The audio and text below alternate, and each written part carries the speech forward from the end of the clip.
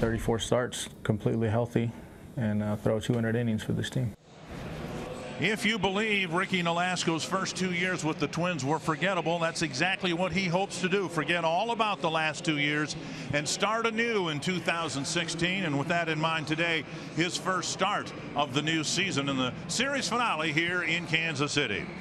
We welcome you to Kauffman Stadium. Simply put, it's time for the Minnesota Twins to win a ball game. They've lost their first 5 games on this road trip, and today they'll hand the ball to Ricky Nolasco, making his debut. Well, you kind of heard it from Ricky. You know, he has been frustrated the first 2 years in a Twins uniform. The Twins signed him to a 4-year deal to be consistent. Well, last year he made 1 start, then the elbow flared up, and then he came back, and then he had the ankle impingement that put him on a disabled list, also surgery. 5-2 last year, but the high earned run average. Sometimes it's not how you pitch, it's when you pitch, and hopefully Ricky Nolasco this afternoon can get some of that run support. He feels he's prepared to have a good year as he looks forward to 2016. That I'm healthy, you know, that I need to prove that the pitcher that I was early in my career and in 2013, the reason why they signed me. So had some bumps in the roads with some injuries and things like that. So I think all those things are past me. So I think that just got to prove I'm healthy, like the pitcher I was, and things will take care of themselves. The Kansas City Royals, the reigning world champions, got big contributions last year from today's starting pitcher for Kansas City, Edison Volquez. He pitched in the World Series, made 2 starts for the Royals, and this year is their opening day starter. Yeah, 13-game winner last year. He pitched over 200 innings. That's what the Royals were looking for out of Volquez, a guy that'll come right at these Twins batters. Good fastball, a 4-seamer, pretty straight, a 2-seamer's got some sink to it, the hard breaking ball. This guy wastes no time on that mound. Only 2 hits allowed against the Mets last Sunday night. And the Twins hope to end this early season losing streak at 5 and hope to open up the first homestand of the year tomorrow, having won the road trip finale here today.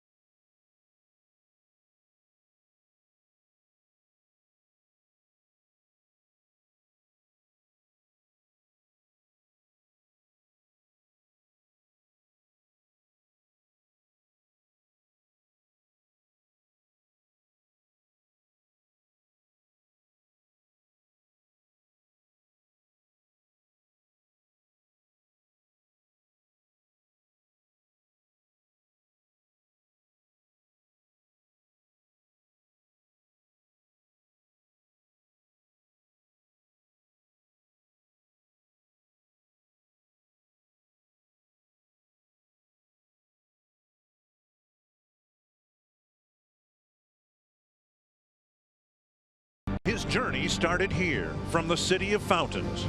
Fast forward 9 months, and he's flooded the league with his talent, owning the 60 feet 6 inches between rubber and result. Deep to left field, a towering blast. I didn't think a human being could hit a baseball that far. We watch, we stare, and we talk. A guy with amazing talent. He's going to be the superstar of the game. First thing comes to mind is power, and he can hit the ball a long way, that's for sure.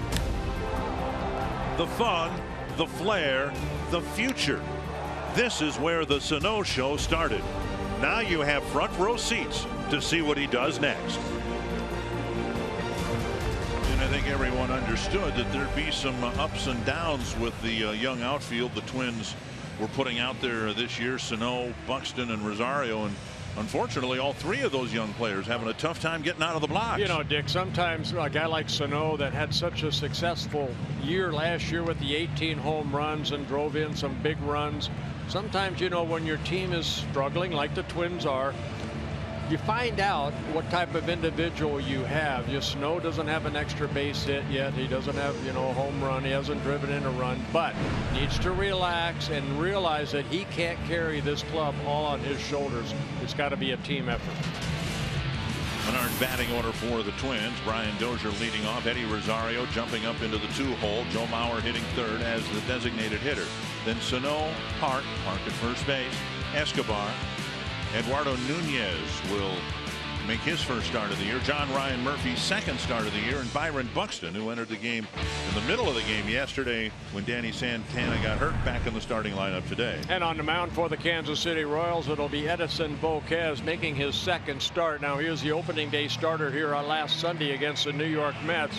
Ended up winning that ball game 4-3, 6 shutout innings. We showed you in the open. Only 2 hits allowed. A guy that will come right at you. He's in his second season with the Royals, signing a 2-year plus contract with the Royals last winter, or a couple winters ago. Northland Ford defense for the Kansas City Royals.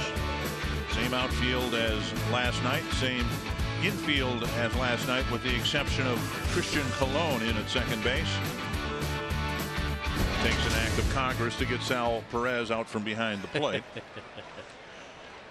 And this afternoon, John Hirschbeck will get the plate. Bill Welke at first, Vic Carapazza at second, DJ Rayburn at third.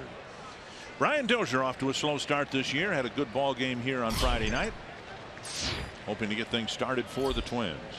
First pitch, whacked foul. One strike. Brian Dozier in Baltimore 0 for 11, but so far in the first 2 ball games, he's been able to get on base 6 times already in this series with 3 hits and 3 walks. He was on base 4 times on Friday night, and that's what you want your leadoff hitter to do. So Brian doing a better job of it than he did in Baltimore. Popped up behind second base. Coming in a few steps. Kane, Colon calling for it. Kane calls him off. 1 down. And that'll bring up Eddie Rosario.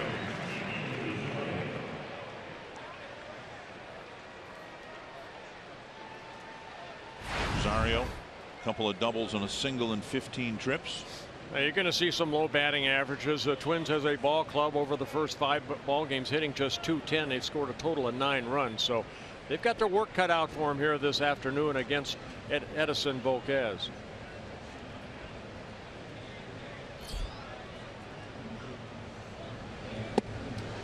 Tailing fastball and a swing and a miss.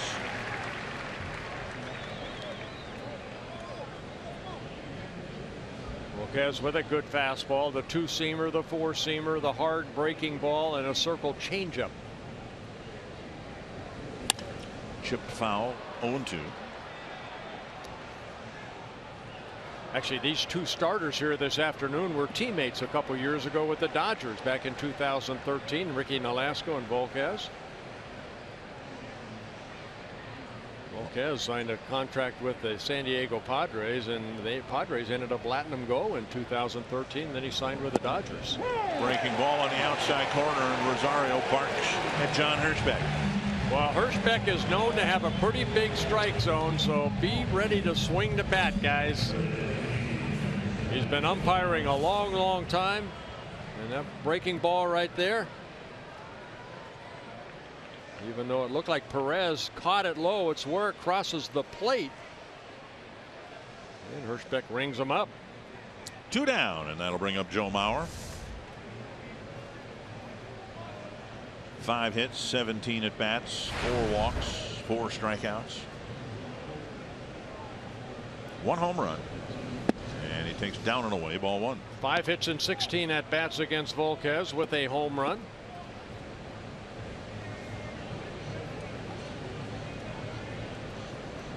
Volquez making his 6th career start against the Twins. And a fastball on the outside corner. He made 4 starts against the Twins last year and came in relief late in the season against the Twins when they were preparing for postseason. Total numbers last year: 3-1 against the Twins with an ERA of 2.05. 30 2/3 innings, only 22 hits allowed with 24 strikeouts. Off the plate. And it's 2-1. With all the preliminary rounds before the World Series, who starts game 1 of a World Series is purely by chance now. It's where the prior series finishes in terms of your rotation. Yet it was Volquez who got the World Series start in game 1 for the Royals. Lash to center field, and Mauer stings a single. Bobbled out there in center, and Mauer takes a big turn, but he'll hold up. Even when the Royals make a mistake in the field, it doesn't seem to cost them a base. Yeah, they have yet to commit an error, the Kansas City Royals, in their first 4 games. Today's Cold Hard Facts brought to you by Clean, Crisp, Coors Light. The Twins' offensive numbers unsightly. Look at the batting average with runners in scoring position. There are only 30 teams in Major League Baseball. And none of those numbers would surprise you, I wouldn't imagine, if you've watched it all on this first road trip. The 58 strikeouts. Sano, 8 strikeouts and 15 at bats.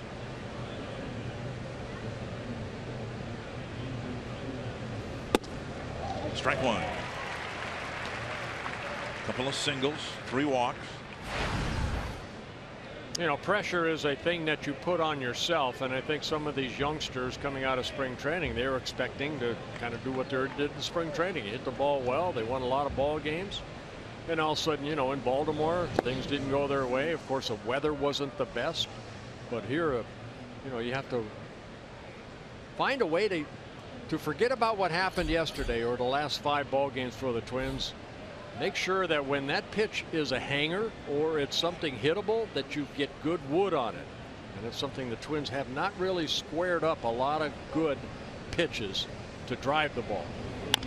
Tapped foul, and it's 1-2. Change up there.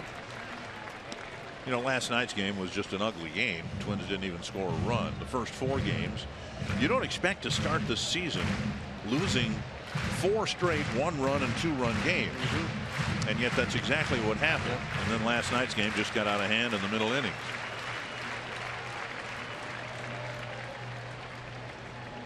One and 2 to Sano.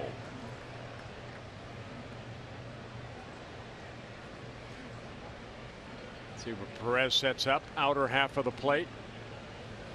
Half swing, but strike 3.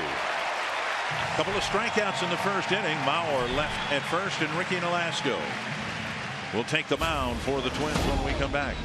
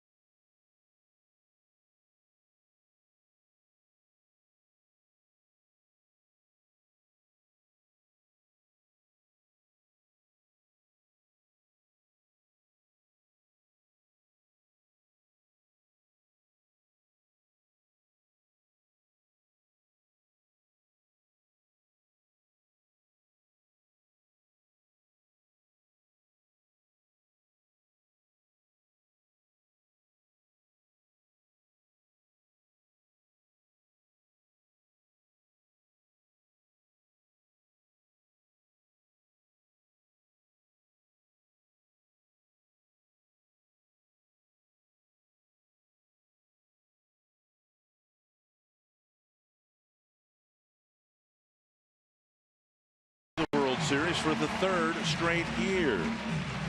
The Menard's batting order, you see his overall record just 1 game over 500.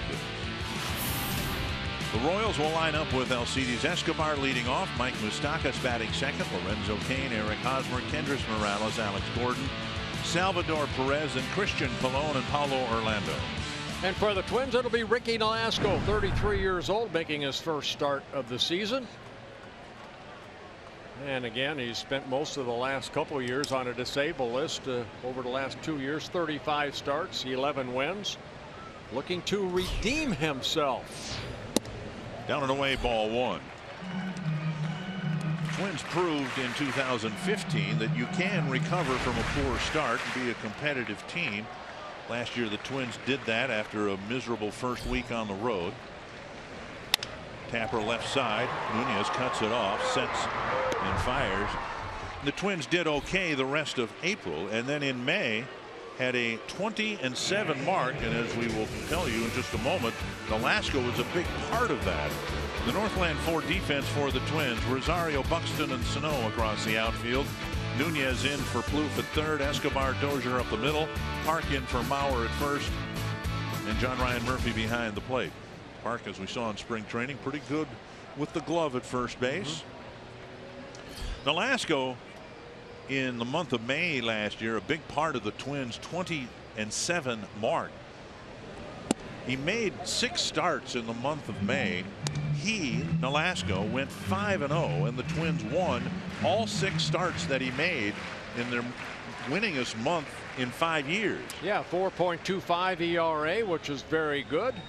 Kept the club in the game. He got the win in 5 of the 6.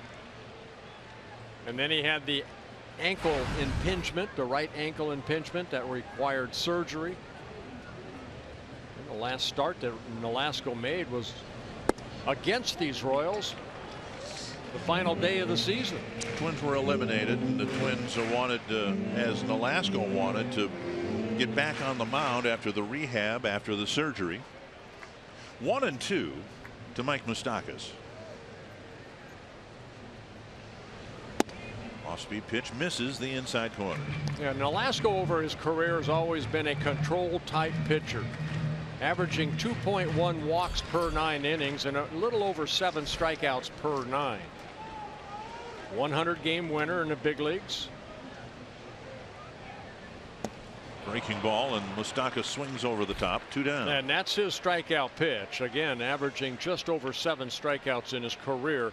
That's covered almost a little over 1,500 innings pitched. So good breaking ball down underneath that swing. Remember in last night's ball game, Moustakas got a fastball just a little bit higher where left-handers like it, and he hit the home run. That one underneath that swing where you can pick up a lot of strikeouts. I can attest to that. Here's Lorenzo Cain.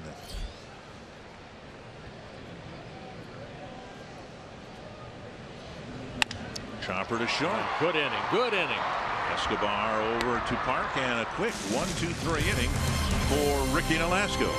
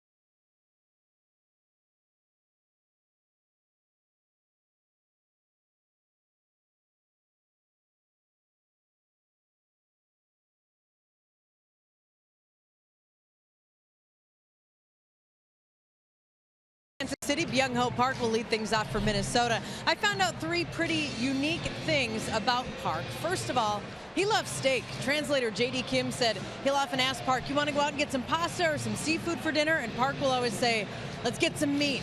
It's always steak for him. Eduardo Escobar is teaching him a little Spanish, teaching him to say, Escobi, my brother, in Spanish. And Park watched 2 episodes of The Bachelor at Phil Hughes' house. And Phil said Park understood the show, but he didn't understand why it's a show. And I don't imagine, Dick and Bert, that's all too different from a lot of Americans.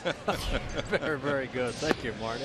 You know, the Twins roster did a great job embracing Park as soon as he showed up in spring training, trying to get him to feel comfortable in this country with his new team. Swing and a miss, and it's 1-1.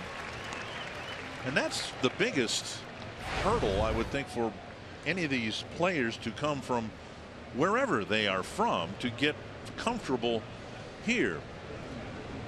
No, I agree. I agree. You know, you come from a foreign country like Korea, and you know, you've had success there. He knows this is going to be tough.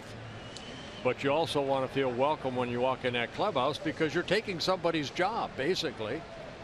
And then, you know, you have teammates that make you feel welcome. Not a better feeling. 1-2 to Park, leading off the second. And a bouncer wide of third. The game is a little different in Korea. Baseball parks are smaller. I've had people tell me that the ball that is used is harder, a little more compression to it, livelier baseball. Ooh, good thing I didn't pitch there then. That was not an option for you toward the end of your career? No. And a foul back to the screen. So you do have some adjustment professionally to playing a little bit of a different game here than there. But boy, that transition is going to go a lot smoother if you feel comfortable and at ease in your clubhouse and in your surroundings. He's never faced Volquez before. He doesn't know what he might see, and he sees a pitch right there and swings through it. Just gets a piece of it to keep this bat going. Kind of surprised he got a breaking ball there. He clobbered one the other day here in Kansas City. That was a changeup right there.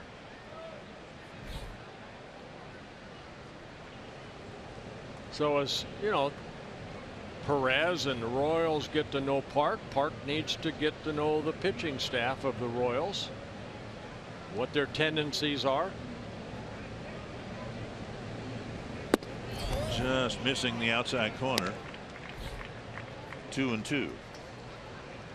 You can look at all the film you want. I know Park has, but it's not like what he's doing right now. Is in that batter's box facing Volquez for the first time. What will he throw on a 2-2 pitch here? Just missed with a fastball down and away. Perez now sitting inside. And another bouncer foul.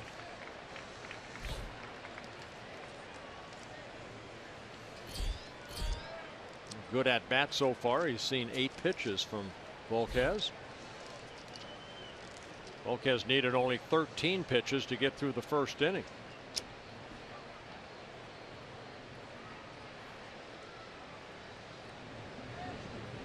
Another 2-2. There's a strikeout. Yeah, changeup right there. Park swings through it. So strikeout number 3 in the ball game already for Volquez. In his first outing against the Mets, he had 5 strikeouts in 6 shutout innings. Pull the string. Good location. You see the movement on that circle changeup. We'll bring up Escobar.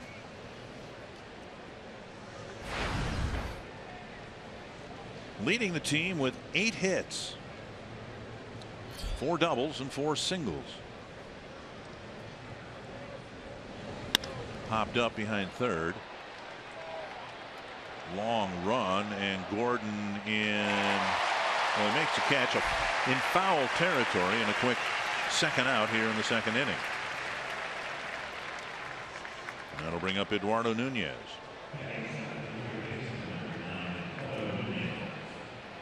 Nunez 0 for 1, played in 3 games, entering 2 as a pinch runner. Trevor Plouffe getting the afternoon off so far, so Nunez taking over at third.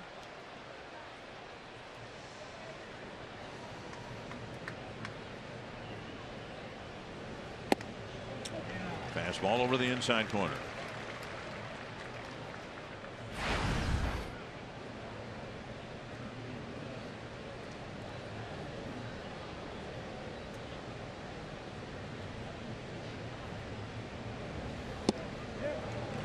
And he offered at it, and it's 0-2. Yeah, Moustakas playing back. He almost tried to lay it down toward that third baseline. Now with 2 strikes, Moustakas stays where he's at. Nunez hit .282 last year in 72 ball games.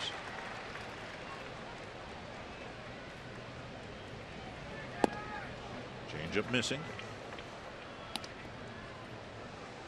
Twins finished 12 games behind the Royals last year, but in second place in the American League Central.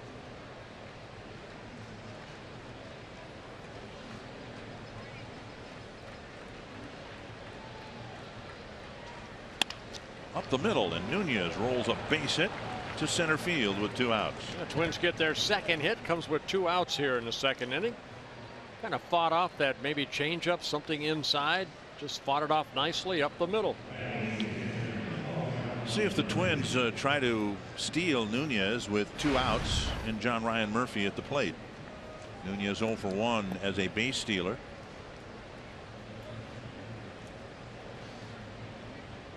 Murphy a hit, a double in 3 trips in his other start in Baltimore. Twins know full well about Perez's prowess behind the plate and throwing out runners, either the base they're trying to get to or the base they're trying to get back from or back to. At the knees, a strike. You know, when you are lucky enough to have a catcher like Perez as a pitcher, all you want to do is make sure you get that runner to stop and then get that ball out of your hands as quick as possible. Don't try to utilize a slide step, whatever it takes. There's been 121 stolen bases with Volquez on the mound. 42 have been thrown out. Now, Nunez needs to be aware of Volquez's move. He also needs to be aware of Perez's move. He's got a clean shot with a right-handed batter up there. We've seen Perez pick off runners who weren't even trying to steal.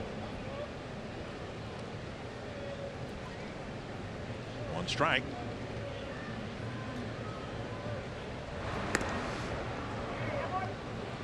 Volquez has 2 pickoffs in his career. This is his 12th season in the big leagues. Started with the Texas Rangers, pitched for the Cincinnati Reds, San Diego Padres, the Dodgers, the Pirates last year, a couple years ago, and then last year the Royals in his first season, 13-game winner. There. And a bluff throw. That's exactly what you're talking about right there, Dick. And I'm surprised more catchers don't do that. He didn't even throw, but he made Nunez aware that he shouldn't take too big of a secondary lead just by bluffing. And how many runs might that save over the course of a year, whether a runner gets from a first to third on a single or scores from a double, just being aware that the catcher might throw over there. Out in front, 1-2. Another good changeup. Well, mixing in the fastball, the changeup, the only curveball I think I've seen so far was Rosario that ended up getting called 3rd strike. So basically fastball, changeup, and he has 2 different fastballs. Again, a 4-seamer, then the sinker. See if Nunez goes with 2 strikes. There's a 2 right there. A lot of times that's curveball. And there he goes. Pitch tapped toward the middle. And Escobar fires to first to end the inning. Twins get another single with 2 outs. We'll score after an inning and a half.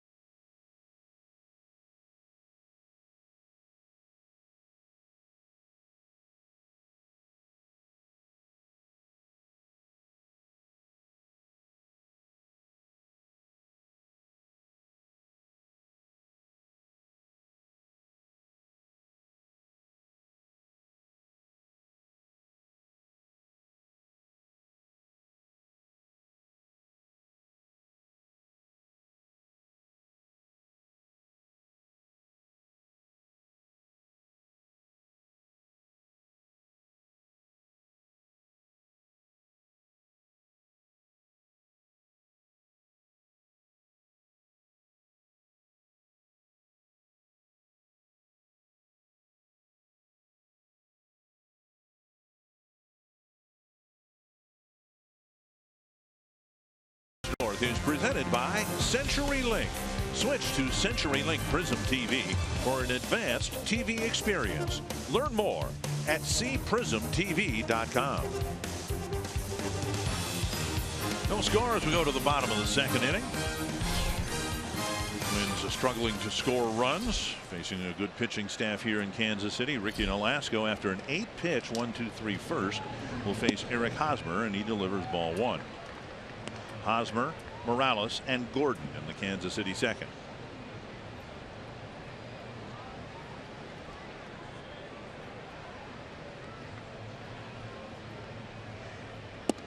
There's an off-speed pitch over for a strike.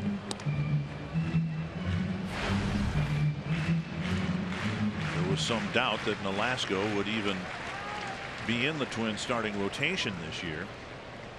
The assumption was Tyler Duffy, who pitched so well for the Twins in the last 2 months of 2015, would be in the rotation. And then you do the math. Well, Malone, a lefty, he's probably in there, and then the front three, Santana, Hughes, and Gibson, and it looked like Nolasco might be the odd man out. Well, Twins, still owe him for this year and next year, and they're hoping he'd be healthy. Deep to left center field, and right there to catch it is Rosario, one away. Carsoup.com trivia question. With a slow zoom into Ned Yost. Since 2014, which teams have a better record than the Royals?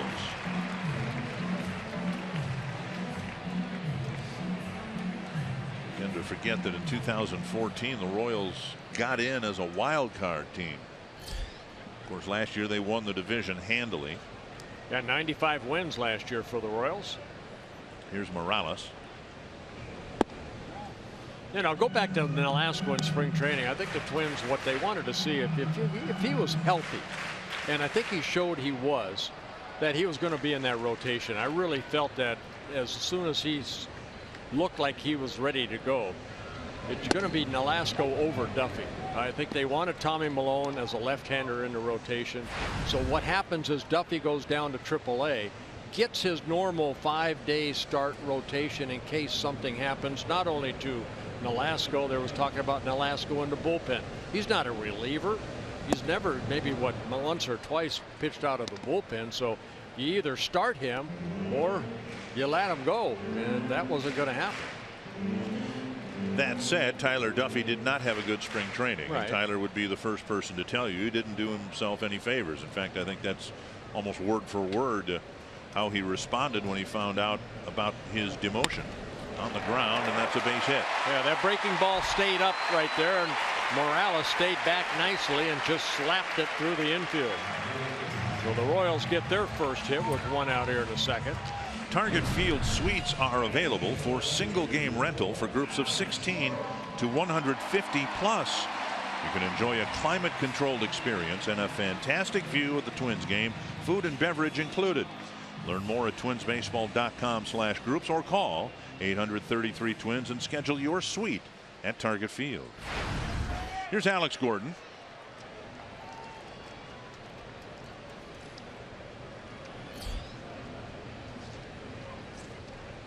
Gordon starting his 10th season here with the Kansas City Royals, their former #1 pick back in 2005 out of the University of Nebraska. Re-signed with the Royals. He was a free agent. Re-signed back on January 6th to a 4-year contract plus an option year for 2020.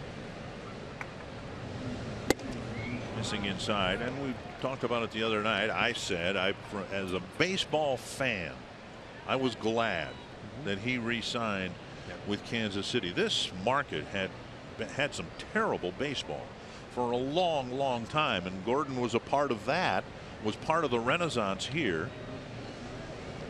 Fouled back. And it hurts the fans when someone who has been a part of both the failure and the success just leaves, or in the case of Tom Bernansky, is traded. Tom Bernansky was a big part of that '87 group, but he's also a big part of the '82 team that lost over 100 ball games. It's nice to have guys who you can enjoy success with Whoa, that ball got it getting away. That ball wasn't even close to where John Ryan Murphy wanted that pitch. Wild pitch getting Morales to second base. 2-2. Watch Murphy setting away, and the ball ends up almost hitting Gordon's right foot. And then ricocheted toward the backstop, allows Morales to move into scoring position. Sort of a back foot slider. That was almost a front foot slider. 2-2.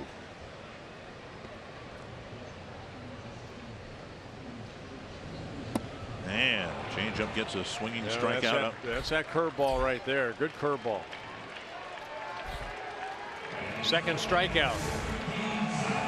See the break, straight down. He's got a couple different type of curveballs. He'll throw a bigger curveball, then he'll tighten it up almost like a hard slider, but that pitch goes straight down. Here's Perez.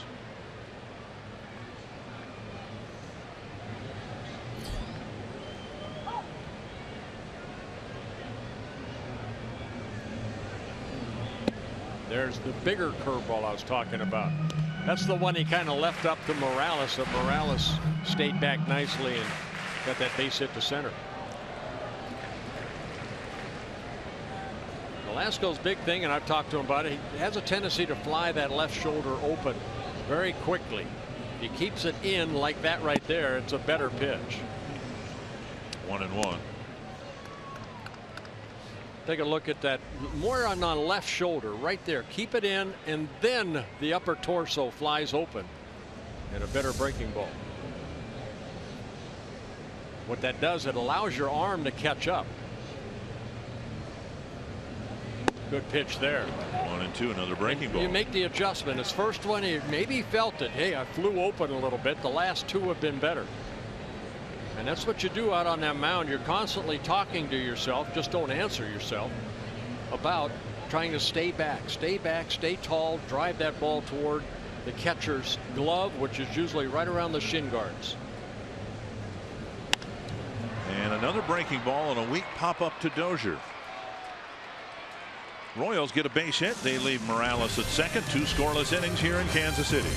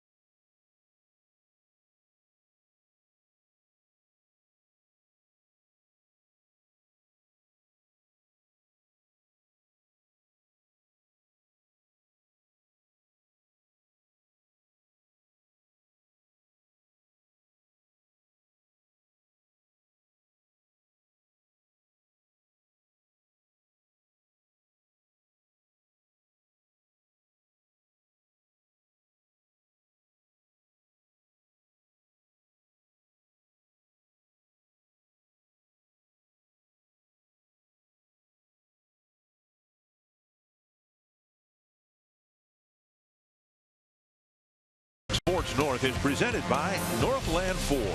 Visit northlandford.com and your local Northland Ford dealer today. And by Grand Casino. The best stories start here.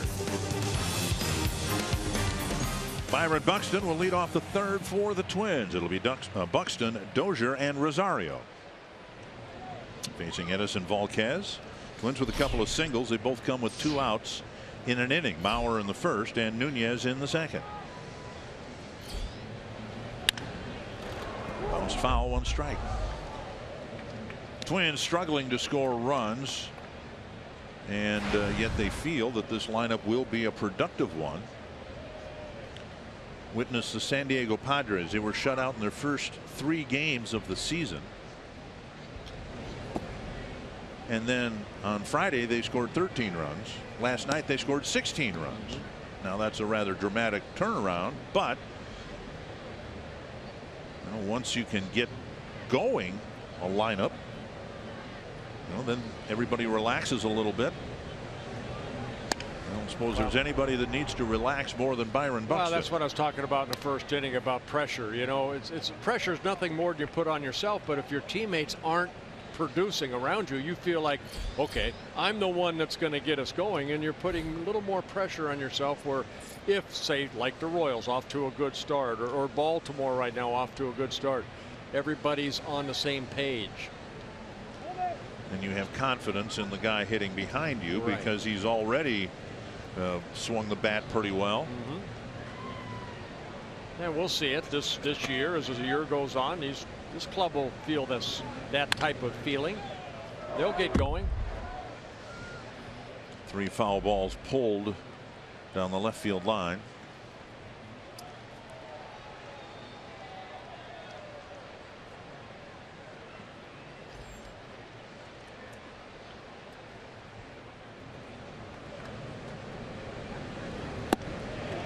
The 11th strikeout in 16 at bats.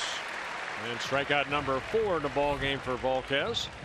Twins fans, if you can't watch the games on TV, you can now stream games live on your mobile device.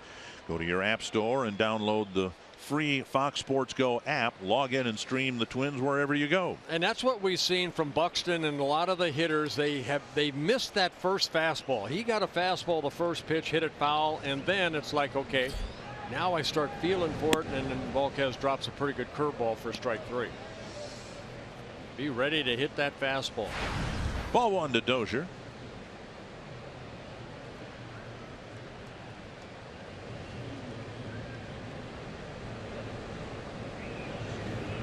And now ball 2.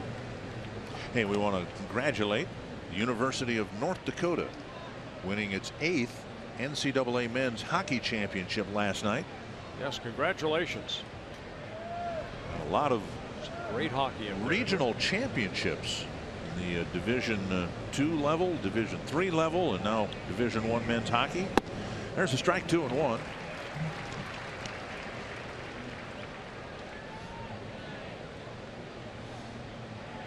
Dozier with a pop fly to short center field his first time up. Yeah, Volquez doing a good job of keeping the ball down in the strike zone. We saw that from Kennedy last night.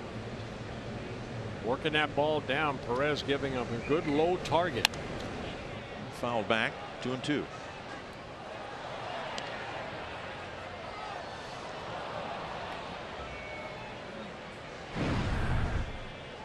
Dave Island, the pitching coach, saying that Ian Kennedy's performance last night is the best that he has seen him pitch in a long, long time. And they go back to their days together in the Yankee organization. 3-2. Dozier not chasing out of the strike zone. Yeah, Volquez kind of slipped on the mound a little bit, his landing foot. Volquez this is his 220th major league start, 80 wins, 68 losses. Popped foul over the Twins dugout. Opponents coming into the ball game in his career hitting .252 off of Volquez. He's given up 125 home runs. Left-handers hitting .254, righties .250. So pretty much from both sides of the plate have had some success against him.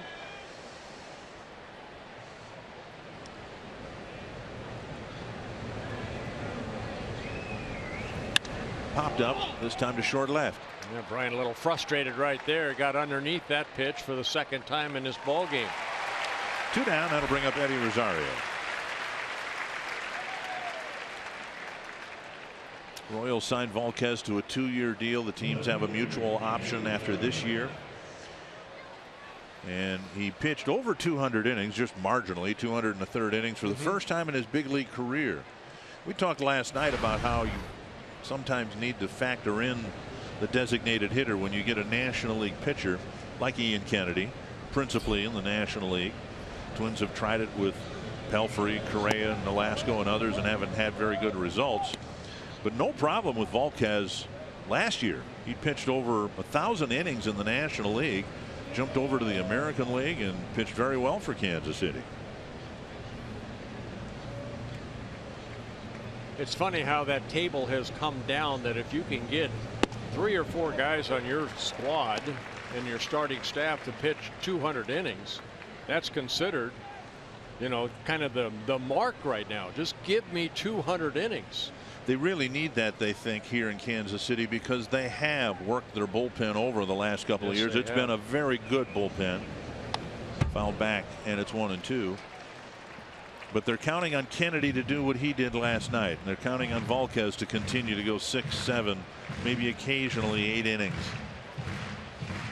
Yeah, he has 220 career starts now.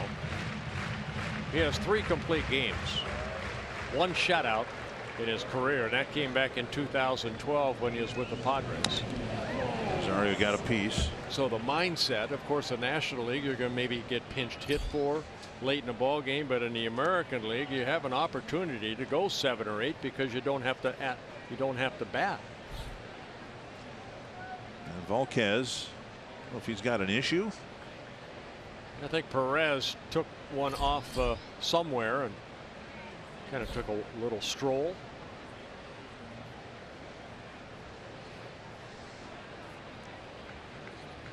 And making sure that Perez is okay.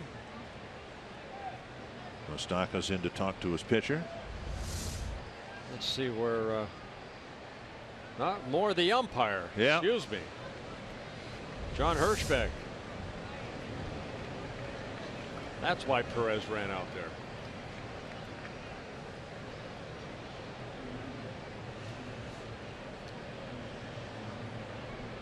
One and 2. Volquez to Rosario. Sitting inside. Fly ball center field. And Kane back now in a couple of steps. And a 1-2-3 third inning for Edison Volquez.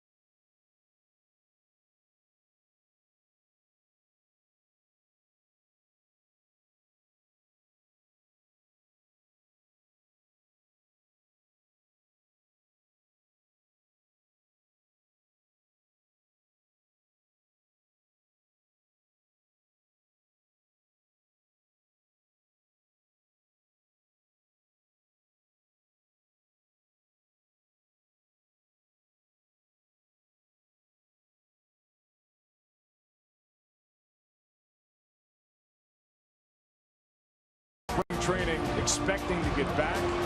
Now they came in expecting to win. The 1-2 again. Inside corner. The Royals, 2015 World Champions.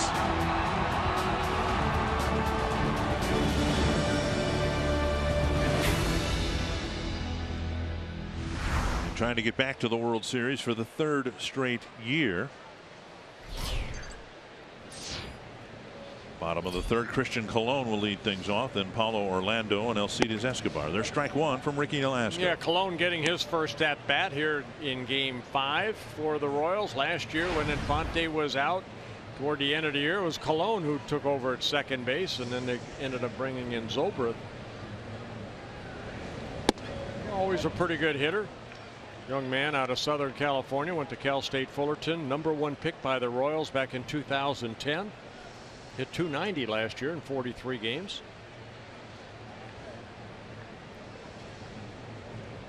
Long look in from Nolasco to Murphy. A little nubber, and Nolasco has time to make the play, one away.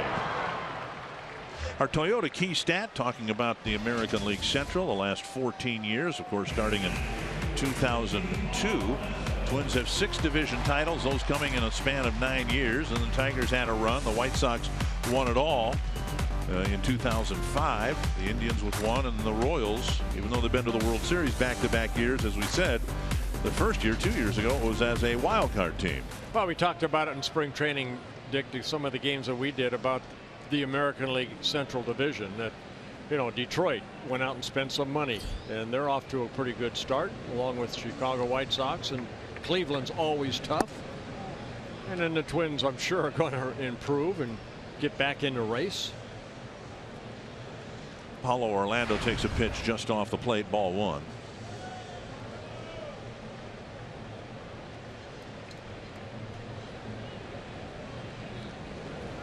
Swing and a miss, 1-1. Good breaking ball, took something off that pitch, down and away. Nolasco with a couple strikeouts in the ball game, just 1 hit allowed.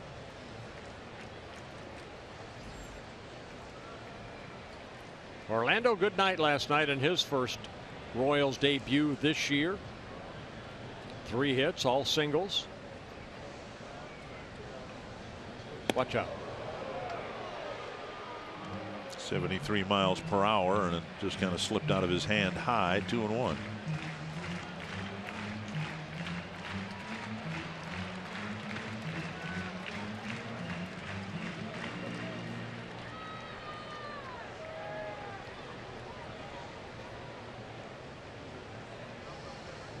Two and 1 to the #9 batter.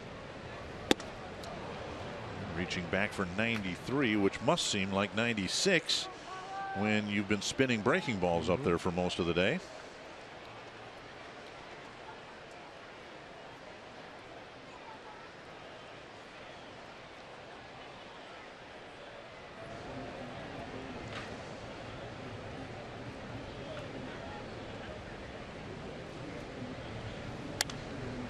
It's a foul ball. It'll reach the seats.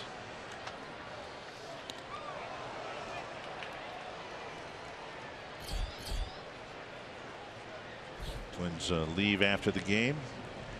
Have a mid-afternoon home opener tomorrow against the Chicago White Sox, who were rained out today. Rained out, frozen out, snowed out, whatever it was in Chicago. The Indians and White Sox had their game postponed.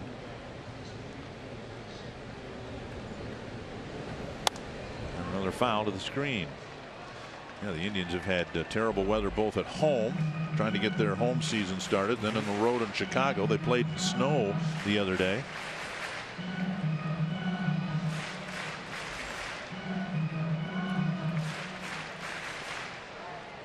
Orlando battling Nolasco. Another foul ball.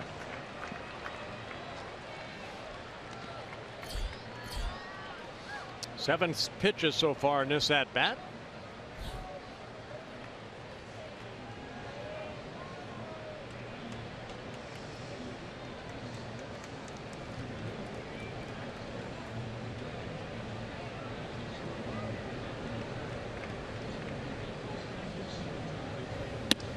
And now a fastball up, 3-2.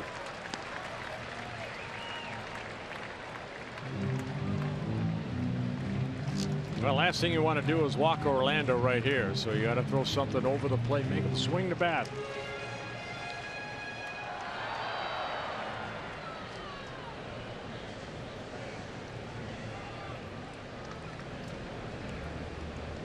Murphy sitting away. Foul ball. One of the reasons the Twins were attracted to Nolasco, he's a control pitcher. He doesn't walk many guys, never has in his career.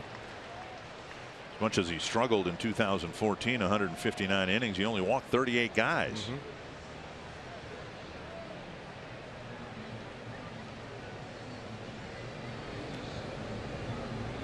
Another 3-2. Pop up. This one looks playable for Park. Finally, a long at bat. And a 2 second down. out. MLB.TV Premium, the #1 live streaming sports service, delivers everything you've come to expect and more.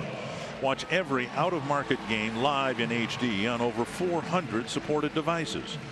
It includes a free subscription to @Bat Premium, the #1 app for live baseball. Blackout and other restrictions apply. Visit MLB.TV for details. 2 down, and now LCD's Escobar.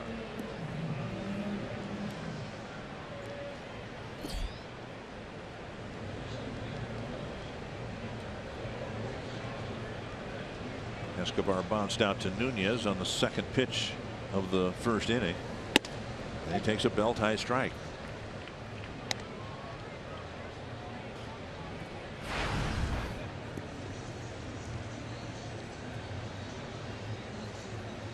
Pretty good trade that the Royals made with the Milwaukee Brewers back in 2010 over the winter, trading Zach Greinke and getting Escobar and Kane from the Brewers. 3 good innings for Ricky Nolasco on just 40 pitches.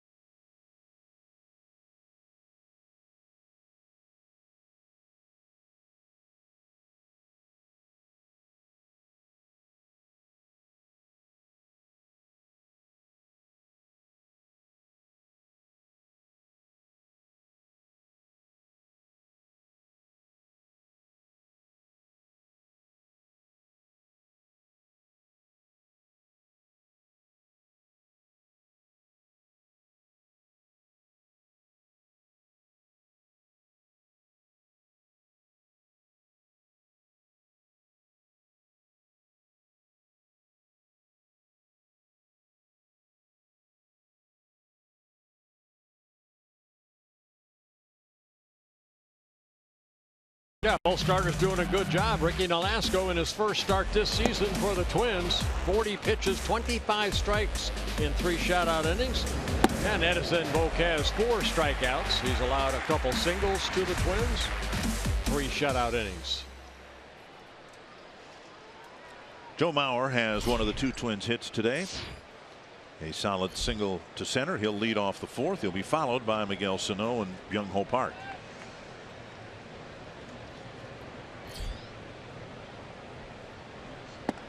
On the outside corner, Joe hitting .333, slugging .500.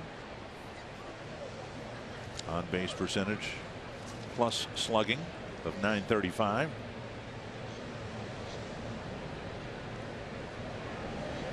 Inside 1-1. Yeah, note in the Twins media notes that Joe hitting .326 against the Royals in his career since 2004, and here at Kauffman Stadium a .338 hitter. So it's a batter's eye or what it is. Joe has had very, very good success here in Kansas City. Early on, it was an awful pitching staff that they had here in Kansas. 2-1. Being a former pitcher, I didn't want to mention that. Yeah. There are some ballparks that hitters say they have a tough time picking up the ball, but nice green background here at Kauffman Stadium. And another base hit. he saw that one nicely too. Sharp single to center again for Mauer. The leadoff man is on, and that'll bring up Sano. Stayed back nicely right there. Looked like an off-speed pitch that Joe lined right back up the middle. Volquez had to get out of the way. Watch him duck right here. Watch it.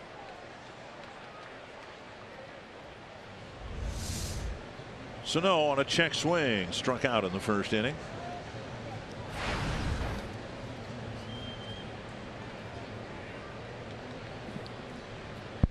His 9th strikeout in 16 at bats.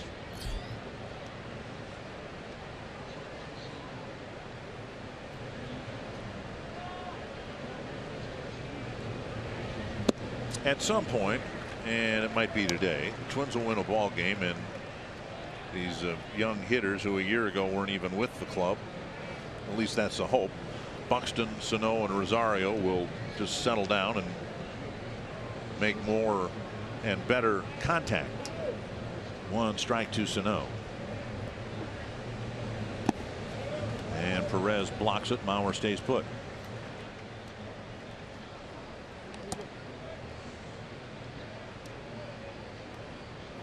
I don't think it's a coincidence that the 3 hitters who are struggling the most in making contact for the Twins are the 3 guys who a year ago were still in the minor leagues.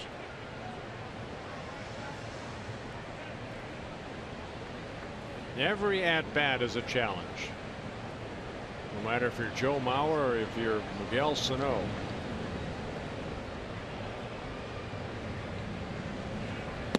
Breaking ball down and away. Good take right there.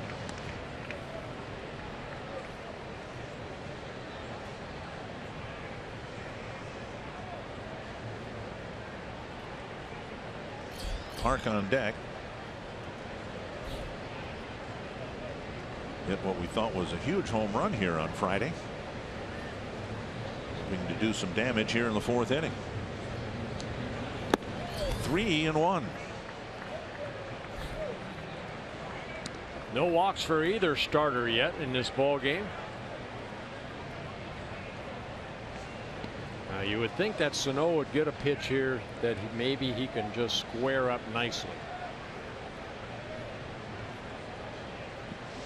And to his credit, he's done a nice job laying off some pitches that aren't strikes.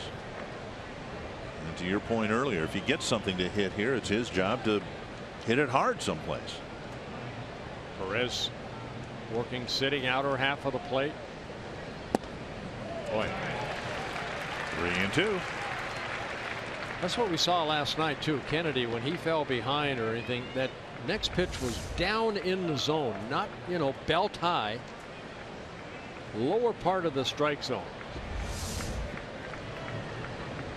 More apt to hit that ball into the ground if you make contact with it at all if you swing. Really good 3-1 pitch. And then a strikeout on a breaking ball. I think he pulled the string right there. But that is very, very nice comeback right there for Volquez after falling behind 3-1 the fastball. Then he pulls the string, and you can see the downward movement he has on that changeup.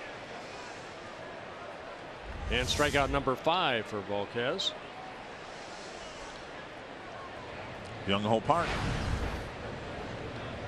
struck out to start the 2nd inning.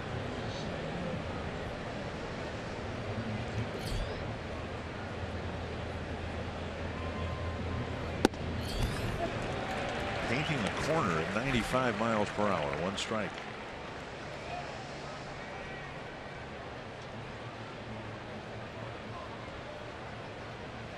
It's not just throwing strikes as Volquez did, falling behind 3-1. It's where the strikes were.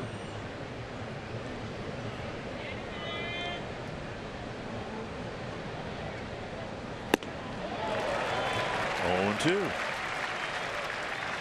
You know, Volquez, a guy that came up with the Texas Rangers back in 2005. Spent 3 seasons up and down with the Rangers. You can see it's good strike to ball ratio.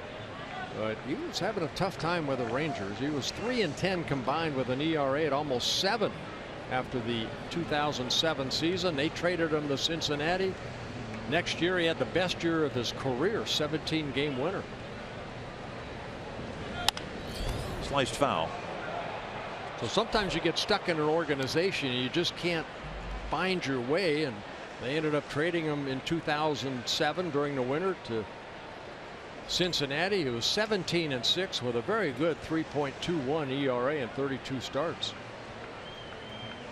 A couple more years in Cincinnati and some time with the Padres, Dodgers, and Pirates.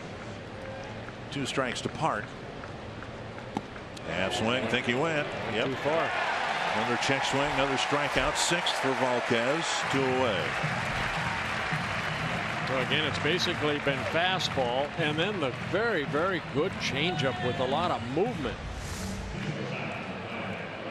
Another changeup. You can see almost the same pitch that struck out Sano. Park unable to hold up, committed. Fox Tracks was presented by Jeep, and now Escobar. Hit a pop fly down the left field line. Gordon hauled it in for the 2nd out of the 2nd inning. Yeah, he jumped on a fastball out over the plate and hit that fly ball down the left field line. First pitch.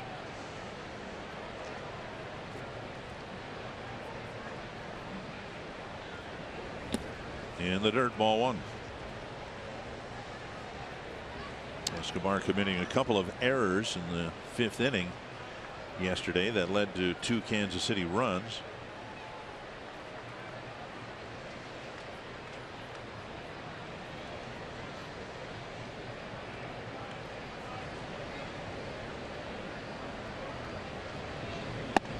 On the outside corner. Again, 94 down and away at the knees. Not just a strike, but a quality strike. Always saw that Ted Williams hitting chart with balls in the strike zone, what he would have hit if a ball was in a certain spot down the middle. 600, ball down and away in that area, down and away. Ted Williams said he would have hit 262. Volquez must have seen that. Still the hardest pitch to hit. You can ask any hitter what's the hardest pitch to hit, and it's a good fastball down and away. Particularly if the hitter's up there in pull mode and he's trying to do something to the pitch that can't be done. That's not the case. Escobar, we've seen him better than most use the whole field from both sides of the plate. Foul back, got to pitch up, 1-2.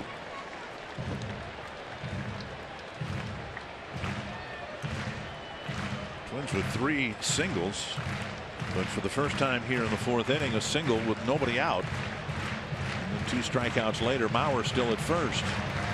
I think my point is always everything keys off the fastball. Control of the fastball sets up his good changeup.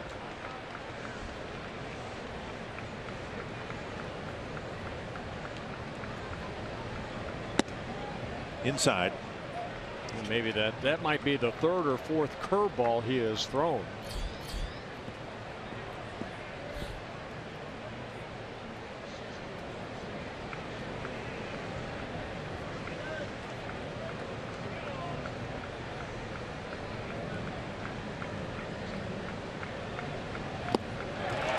And Volquez strikes out the side. 7 strikeouts through 4 innings in a scoreless game.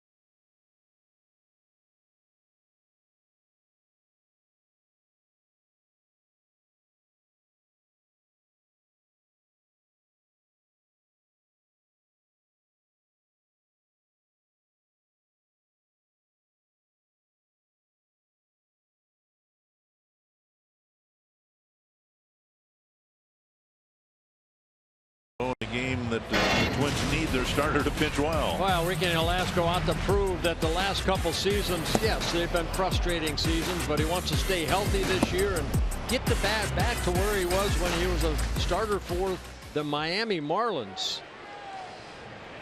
So 3 good innings, 40 pitches, 28 strikes for Nolasco. 2 strikeouts, only 1 hit allowed. Good off-speed pitch for strike 1. Moustakas struck out his first time up. Nolasco has 2 strikeouts. Nothing has been hit well. Hosmer drove the ball a little bit to the gap in left center in the second inning, but Rosario was there to get it. Another off-speed pitch and over for a strike. When you can throw 93, and we've seen Nolasco do that here today. We've seen 73 and then that intermediate 85. You can understand why, if he's healthy and if he can control his stuff, he should be able to get hitters out. To Park will make the play unassisted, 1 down. And before Kane comes to the plate this week only, T-Mobile customers can get a free season-long subscription to MLB.TV Premium. Go to T-Mobile.com/MLB to sign up now and catch every moment on America's fastest growing LTE network. That last pitch to Moustakas, good pitch right there, because he struck him out on that curveball down and in his first at bat. Then went fastball down, and all Moustakas could do, because it was down and in, just hit that weak ground ball to Park. Kane lifts it foul over the Kansas City dugout.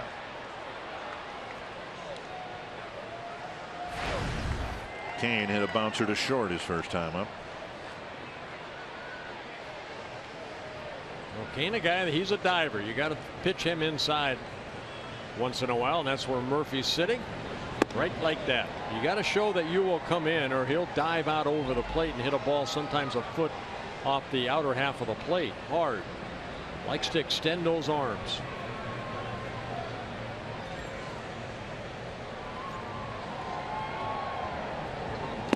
And then that helps you get a swing and a miss on a pitch like that. That was a good pitch. That ball was down.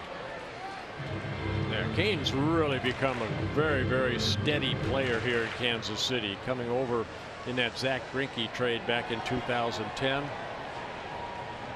Career high, hit .307 last year.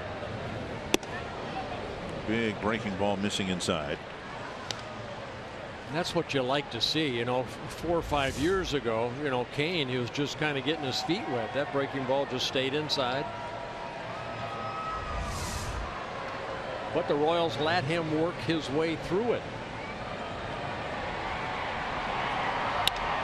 To the right field corner, foul ball. To get to where the Royals are now, you do have to exhibit an awful lot of patience, and they did that. Yes. Both of the on-field personnel, with the manager, some of the coaches, they rotated hitting coaches here 2-3 a year, it seemed, for a while, and then finally settled on Dale Swain.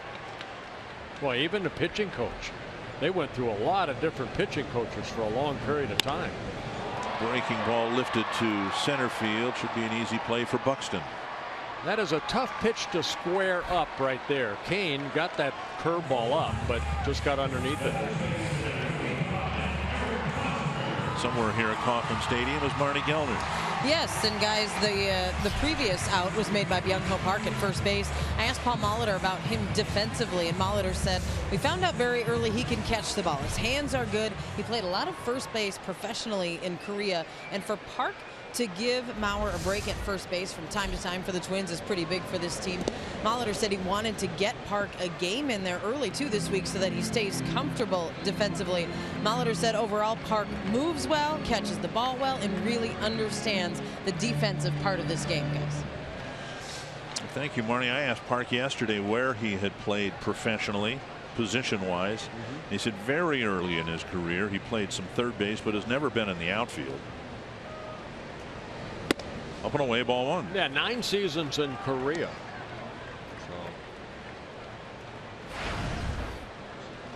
So 2-0 to Hosmer. Hit the liner to left center field. Rosario grabbed it for the first out of the second inning.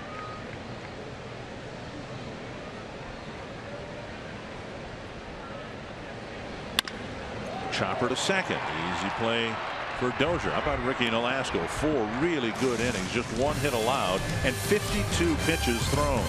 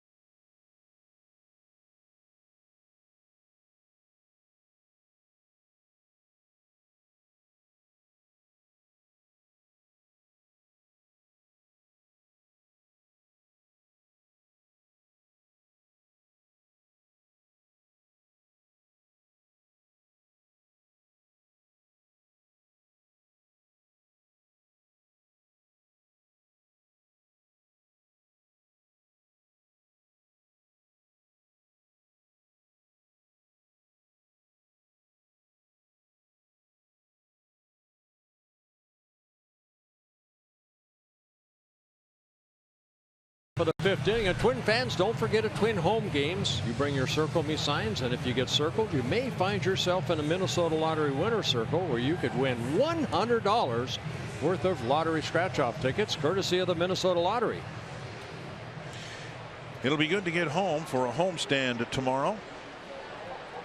Twins hoping to get there with a win under their belts. They're the only American League team without a win. Eduardo Nunez will lead off the 5th. He singled his first time up. Then John Ryan Murphy and Byron Buxton. Strike 1.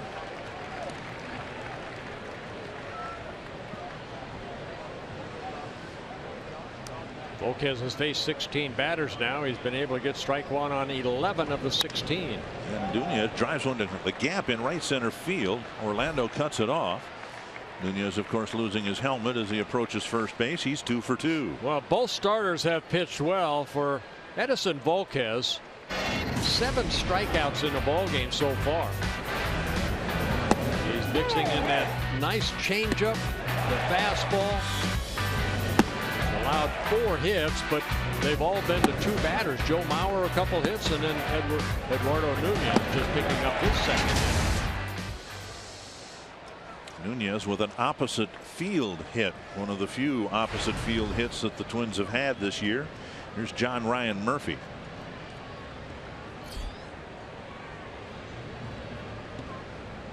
Murphy had a bouncer to short to end the 2nd inning. 2nd inning in a row now where the Twins have gotten a leadoff base hit. Up, back into the seats, 1 strike. We talked a little bit about John Ryan Murphy when he started a ball game in Baltimore. Newly acquired John Ryan Murphy, coming over from the Yankees in the Aaron Hicks trade. Last year with the Yankees, 67 games played, and he hit .277, 3 home runs, drove in 14 runs in 155 at-bats. Nunez goes in the dirt. Perez can't handle it. Nunez has a stolen base. Nunez stealing his first base of the season for their Twins, their 3rd stolen base, and he ran on a good pitch. This ball landed in front of Perez, and Nunez for head first slide gets into scoring position with nobody out. Now Twins hope that situational hitting will take over. Byron Buxton's been very strikeout prone, is on deck, but Murphy still would like to at least get Nunez up to 3rd base. Saw Perez go out and talk to Volquez, first runner for the Twins to 2nd base, just to I'm sure, go over the signs with a runner at second. Catcher will go through multi-signs.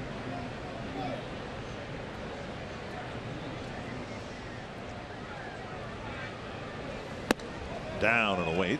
2-1. Now, Volk has a slip where he lands. He's kind of kicking that little dirt about 3 or 4 times his landing foot. Had some rain this morning, but the field was covered. Now, we showed you the runners in scoring position so far for the Twins on the season. 3 for 38. 0 for 5 in last night's ball game. 1 for 12 on Friday night. 2-2. So an area they want to improve on.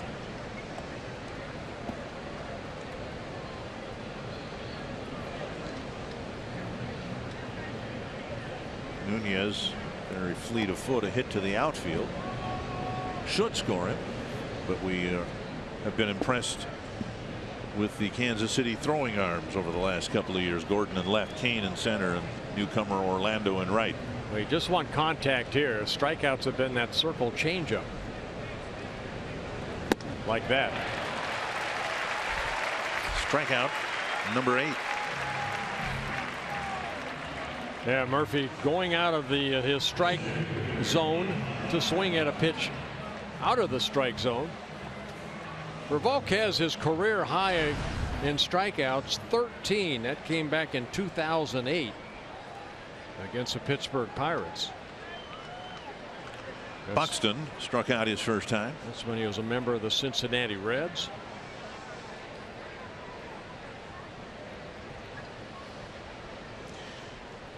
Buxton's had a chronic issue making contact this year, but in his professional career, strikeouts have been part of his game. In the minor leagues, 1 strikeout for every 4 at bats.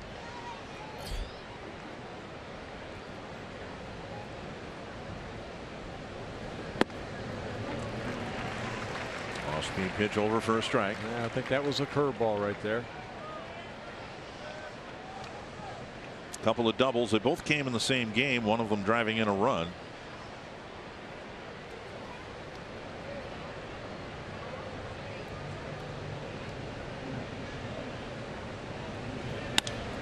Fly ball, center field. That's hanging in the air for Kane. Might have been deep enough to score. Nunez from third if Murphy had advanced him. You know, Dick, that's when you're struggling. You have to do the little things. Murphy struck out. That just a fly ball out for the second out. You know, I talked about squaring up the ball. Take a look at Brian Dozier's 2 at-bats. In the first inning, got a fastball, just got underneath it. And then in his last at-bat in the third, got a fastball, just got underneath it. And you're only talking maybe a half an inch, a quarter of an inch of hitting the ball solid, squaring up with it, and Brian swinging the bat well, but just getting underneath it, that creates that fly ball out. Well, how many times did we see Brian last year take that high pitch and clobber it into the seats and left? Right. So it's just a timing and just up and in, ball 1. You don't change your approach. You just hope that you can hit that ball squarely. Right now, he's just maybe, you know, half an inch off.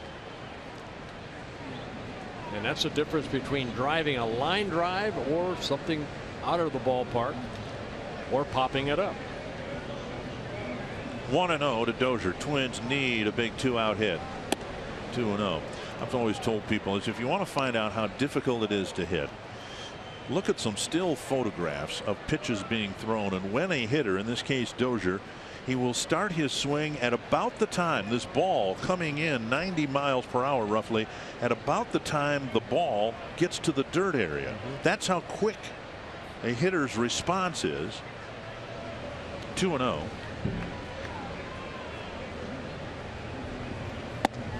You ever go to a batting cage and put your quarters in and get maybe 10 balls thrown at you, and you go into the one that says 90 miles an hour and you're up there with a helmet and a bat and you swing and you don't even make contact with any of them? That's how hard it is to hit a round ball with a round bat solid. 2-1 to Dozier. That's why there's so much technical instruction about how to hit and where your hands are, where your hips are, where your feet are, and all that. Take a look at this 2-1 pitch. It's a nasty curveball right here. Perez had a hard time even catching it. 2-2 to Dozier. A couple of outfield flies. Trying to deliver a big 2-out hit here in the 5th.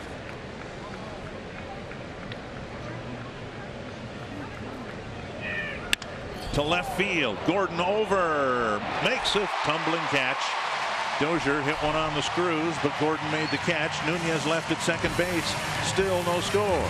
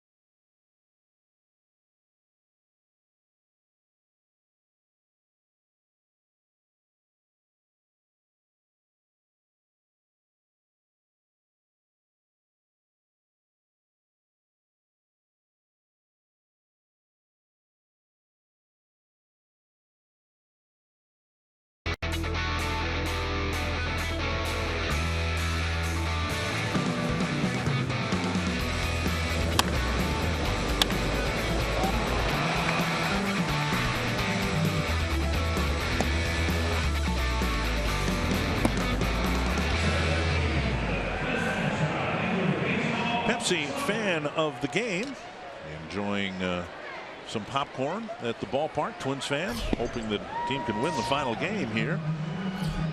And Ricky Nolasco doing everything he can to make that happen. He delivers strike one to Morales. Morales, the only hit off of Nolasco so far, that came in the second inning.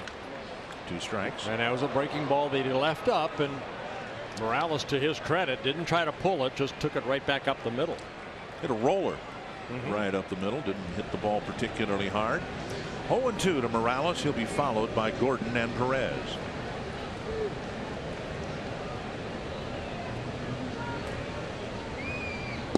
You know, the puzzle was here for the Royals. They lost to the Giants a couple years ago. Then they went out and got Morales. And I'll tell you what, he was a big part of putting that puzzle together. Drove in 106 runs, hit 22 home runs, and hit 290. On the ground, Dozier has plenty of time. 1 down. Car Soup trivia question today involving the Royals and their wonderful record over the last 2 years. Which teams have a better record than the Royals? I'll go with the San Francisco Giants. I was just going to say the Giants.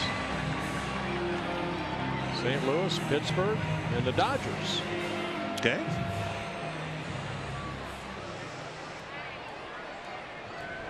Well, we can't be expected to know trivia questions about National League teams. We're American League guys. Right. 1-0 to Alex Gordon.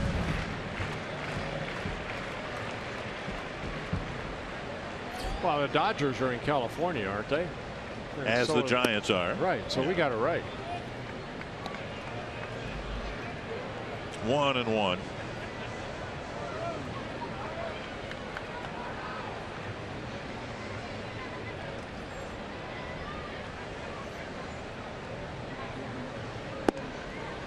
little bit high. Ricky Nolasco's gotten 13 outs on 59 pitches.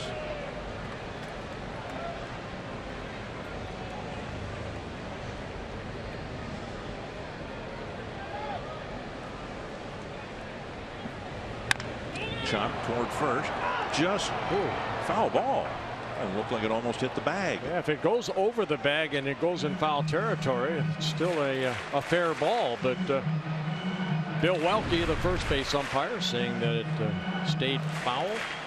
Tomorrow celebrate the Twins home opener by joining Fox Sports North for breakfast on the Plaza starting at 6 a.m. You can drive through, bike through, walk up, grab a free ballpark breakfast including hot dogs, brats, coffee and more, plus receive a Fox Sports North poster while supplies last, and learn how you can watch the Twins on Fox Sports Go. Right down the middle. Nolasco gets a strikeout. 2 away in the 5th. Yeah, it's Gordon for the second time. His 3rd strikeout of the ball game, getting Gordon for the second time. So he went inside. That ball coming back and clipping the corner. Good pitch. Good movement on that pitch. Gordon giving up on it. And now Salvador Perez. And Nolasco's other strikeout was Moustakas in the 1st inning. And the only Kansas City base runner. Morales rolling a single up the middle. Driven to the right field corner. Retreating is Sano, and over his head off the wall. Perez digging for 2, and Sano's throw cut off by Dozier. With 2 outs, a solid stroke off the bat of Perez, and Sano's reach came up short. Well, again, we saw it in Baltimore a little bit with Sano. It's still a learning tool out there. And Sano went back. Looked like he had a track on it, but the ball hit a little bit further, I think, than he anticipated. Perez taking that fastball away. And Sano reaching out and unable to get this line drive, and maybe nicked his glove. And Perez, I think for a second, thought Sano was going to catch it, but hustles into scoring position. Now Colon with Perez at second. Breaking ball over, strike 1. When Morales singled, he was wild pitched to second. And then Nolasco struck out Gordon and got Perez. Now with 2 outs, Perez is at second. He doesn't run any better than Morales does. And Nolasco will try to bear down and get Christian Colon. Close pitch, 1-1.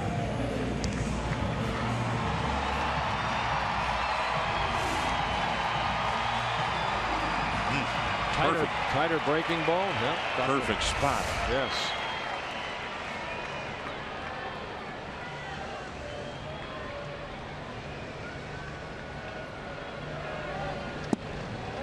Missing inside with a breaking ball. Yeah, slower breaking ball. More the curve ball. Colon hit a nubber between home plate and the mound. Nolasco made the play and threw him out. He threw a good breaking ball down and away. Colon just beat it into the ground. Hoping for the same results here. Here's swing, 3/4 swing. We'll give him credit for 3/4 of a swing there. And Murphy running out there to make sure what he wants to do here on a 2-2 pitch.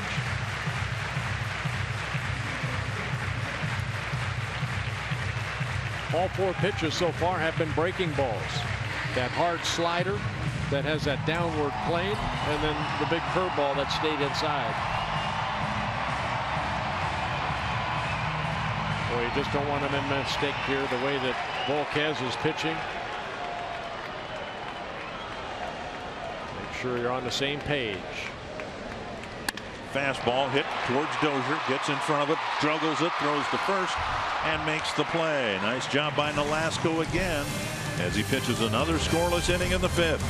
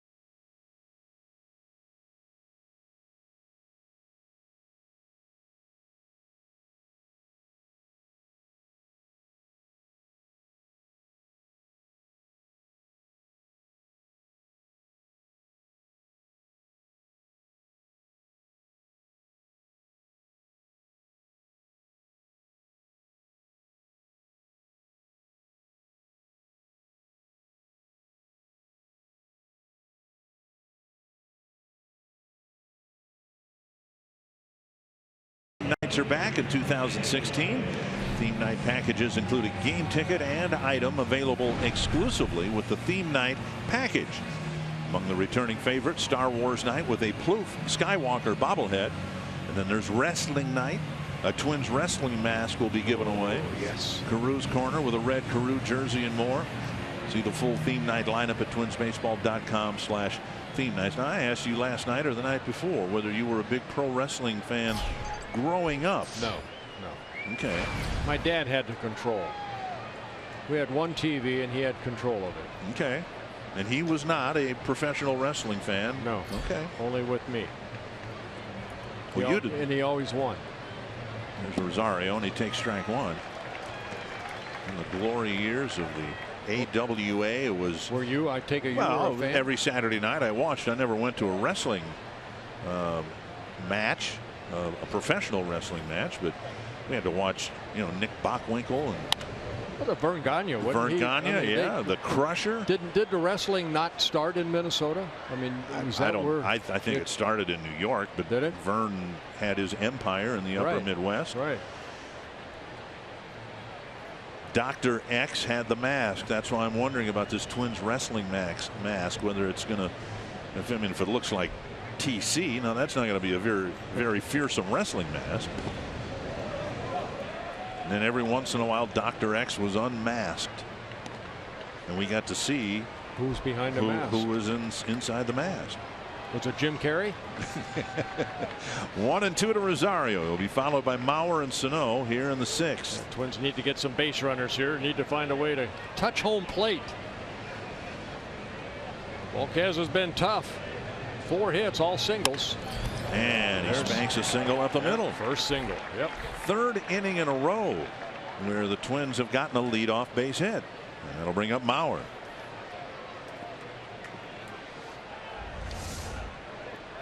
Well, ball down and away, and Rosario right back up the middle, right through the wickets. They're behind Volquez in the center field. And Mauer's taken Volquez up the middle twice, 2 line drives.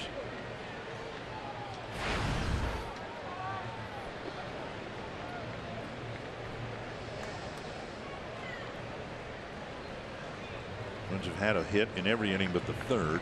They've all been singles. The last 3 have come leading off an inning.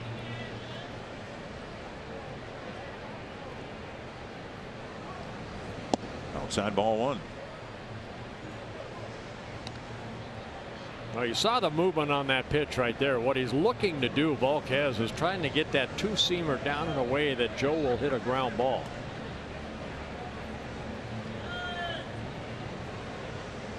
I wouldn't be surprised if he tries to come back with it. Watch Perez where he sets up.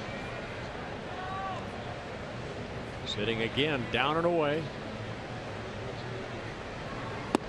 And a strike, 1-1. This time he hits his spot. When you have a sinker like that, or like a Kyle Gibson, that has to be in the back of your mind when the runner's at first base. Okay, now I have to trust my sinker down and away that he will beat it into the ground. And hopefully my defense will turn a double play.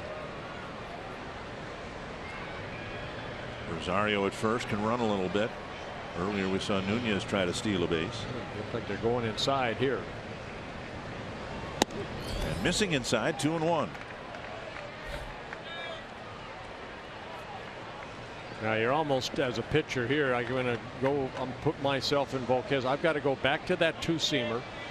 And I have to keep it down. If I get it up, good chance Joe Mauer right here will slap it into left field for a base hit if he gets it up.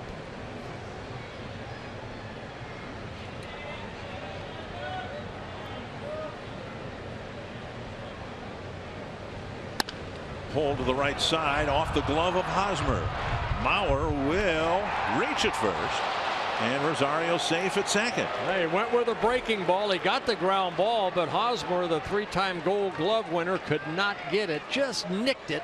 And that allowed Joe Mauer to hustle out of that box and stay out of the out. The curveball.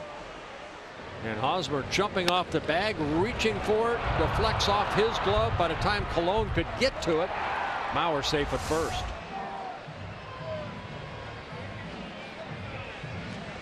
A big at bat here for Sano. Mauer has 3 singles, but Sano hitting immediately behind him is 0 for 2 with 2 strikeouts. Park hitting behind Sano is 0 for 2 with 2 strikeouts. So the 4 and 5 hitters with a chance here in the 6th inning to do some damage and maybe give the Twins the first run or runs of the game.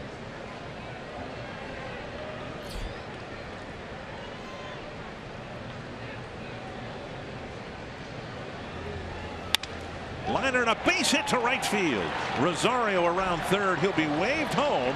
And Sano with an opposite field single puts the Twins up 1-0. There you go. Ready to hit on that first pitch. Sano driving in his first run of the year. Taking that first pitch the other way, which is great to see. As Rosario scores the first run.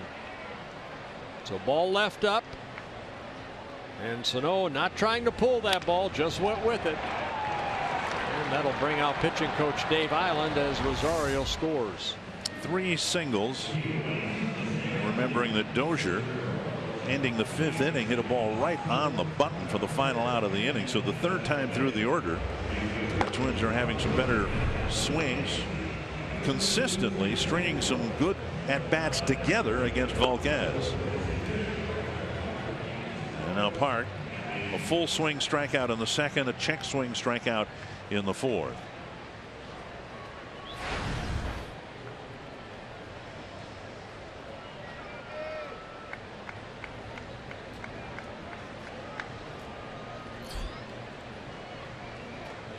Park now with 9 strikeouts and 15 at bats.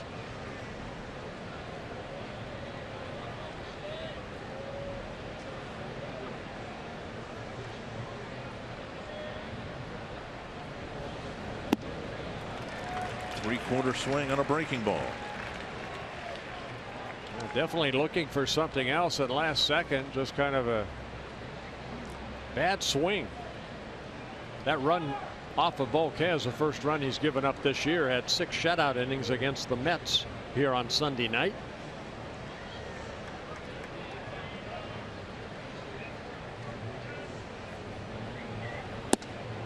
Good change up there. 0-2.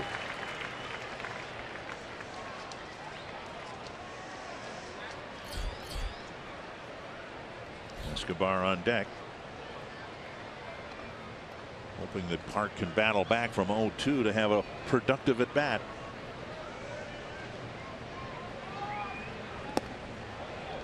Blocked by Perez. Good block by Perez.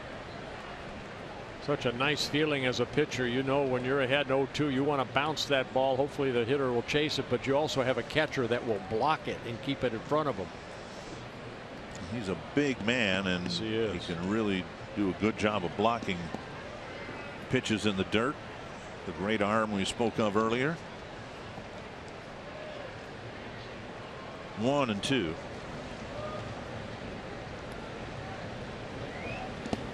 Another block. Mauer feints toward third base. You know, and being big, of course, that doesn't do you any good if you're not mobile behind the plate, and Perez is.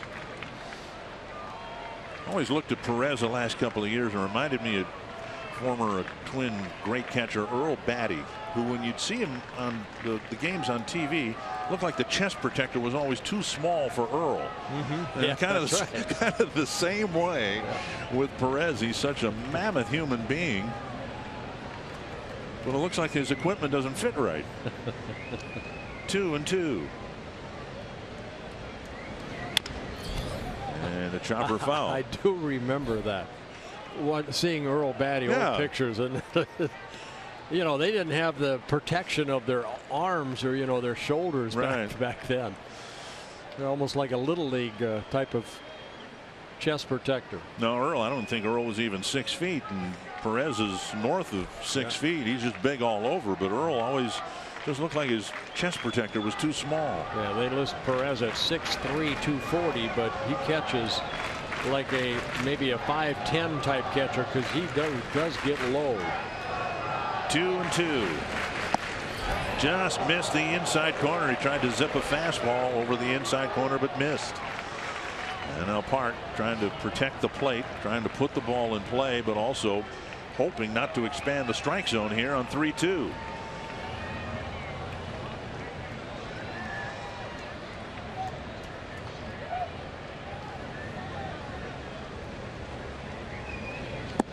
Swung through a breaking ball.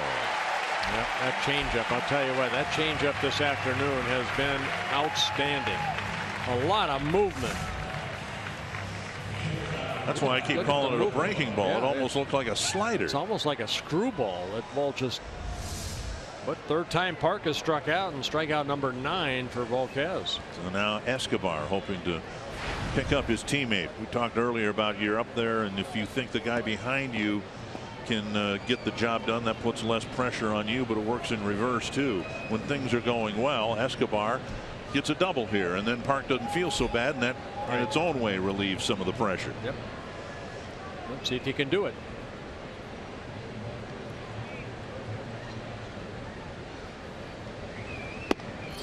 On the outside corner.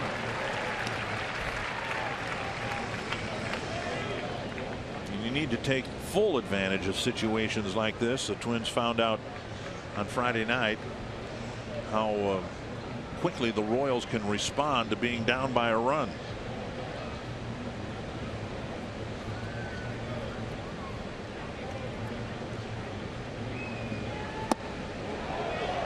A take by Escobar in a close pitch, 1-1. Twins got the home run from Park in the 8th inning and had things set up. Jepson gets the 8th, Perkins gets the 9th, first win of the year's in the books, and so on and so forth. A formula that worked so well last year. Yeah, this will be pitch number 100 for Volquez, and his 19th pitch this inning. Yeah, it's a good curveball. And now 1-2 to Escobar. In his 6 shutout innings here on Sunday night, Volquez threw 106 pitches, 62 were strikes. Right now 100 pitches, 70 are strikes, so great strike to ball ratio.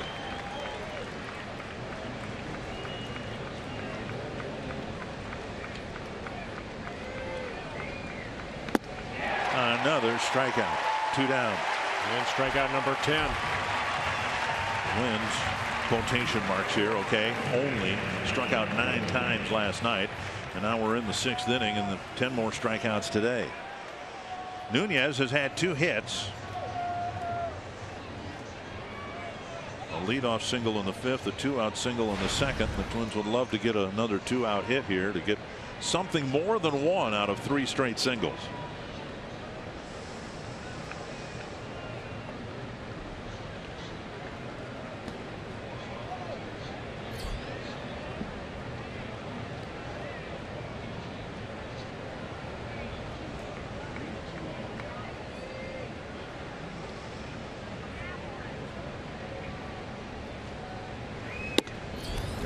Ball 1.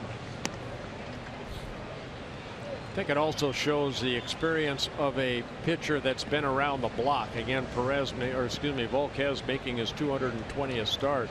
He's gone through situations like this before, but hey, 3 straight hits and a couple strikeouts. Now he knows the importance of getting Nunez out here. Liner to center, a base hit. Mauer to third. They're going to wave him around as Kane fumbles the ball in center field. Sano to third base, and Nunez with a 3-hit day and a big 2-out hit here to make it 2-0. Just hit it right in front of Kane. I thought there was going to be a play at home because Kane was coming charging in, and the ball looked like the heel of his glove and then got away from him and allows Joe Mauer to score the 2nd run. Saw Kane fumble one earlier. Here he may have been caught looking up. Well, nice at bat right there. Waited nicely, lined it into center field. You see Joe Mauer with 2 outs, set by Gene Glenn. And he stands up across the plate. 4 singles in the inning so far, a couple of runs. Gene Glenn sending the runner. So credit Nunez with an RBI with Volquez leaving and John Murphy batting next.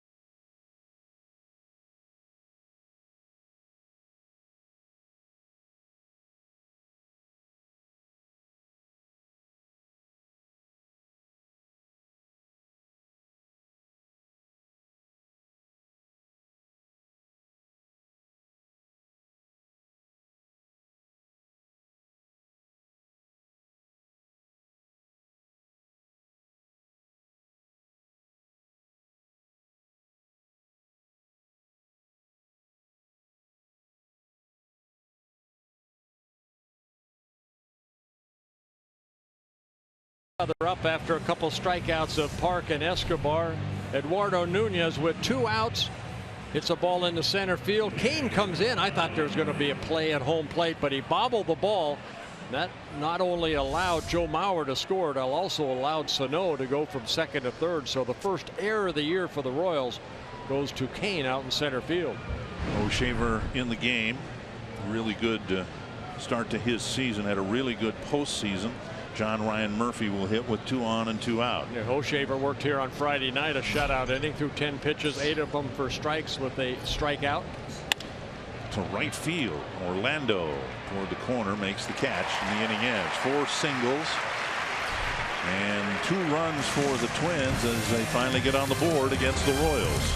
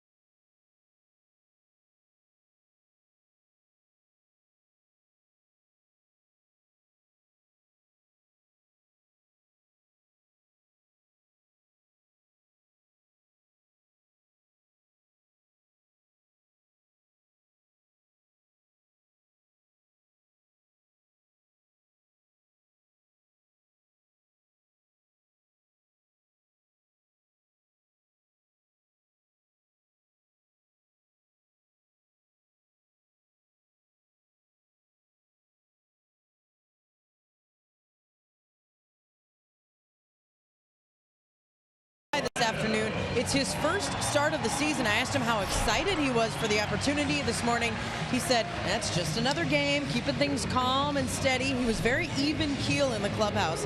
I also asked him about playing third base, and he said, early in my career, it was very difficult for me to play anywhere but shortstop. If they asked me to play second base or third base, it was a big deal for me. And he said it was not easy to transition to different positions. Now, Nunez says, a little older, a little more experienced. He said, you can put me almost anywhere, and I'm totally comfortable. Dick and Bert, he looks comfortable today. Having a good game. Thank you, Marty. First pitch is inside. Well, Paulo Orlando. When you come up with the Yankees and you think you're going to play short, they had a guy named Derek Jeter that played there, and he didn't miss too many games. So you better learn another position. As unfortunate as the injury to Danny Santana was last night, it figures that it will mean more playing time for Eduardo Nunez. Yes, he went. No, says Bill Welke, and it's 2-0. Boy, every inning is important for a pitcher, but for Ricky Nolasco, that has had 5 very, very good innings, this one is even more important. Twins just put 2 runs on the board. You want to get your guys back into the bench as quick as possible. So a big inning for Ricky Nolasco, who has been outstanding. Max Kepler is here. He arrived from Rochester this morning. Fouled away, and he will fill half of Santana's duties as the extra outfielder, but he does not play the infield. So with Santana out, who played 3 outfield positions, 3 infield positions, figures Nunez will fill the role of the utility infielder now. 2-1 to Orlando, and Escobar and Moustakas will follow.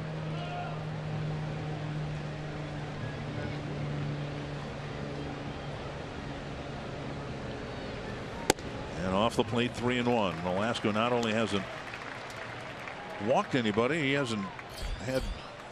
Has he had a 3-ball count? Yeah, he did to Orlando his last yeah, at that's bat. right. Yeah, we went 3-2. I think it was a 10-pitch at bat for Orlando. Number 9 hitter. Yep, make him swing the bat right here. Murphy's not going to move much behind the plate.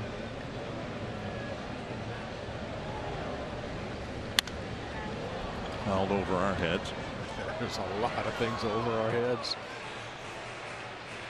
I almost got a ball in the booth last night.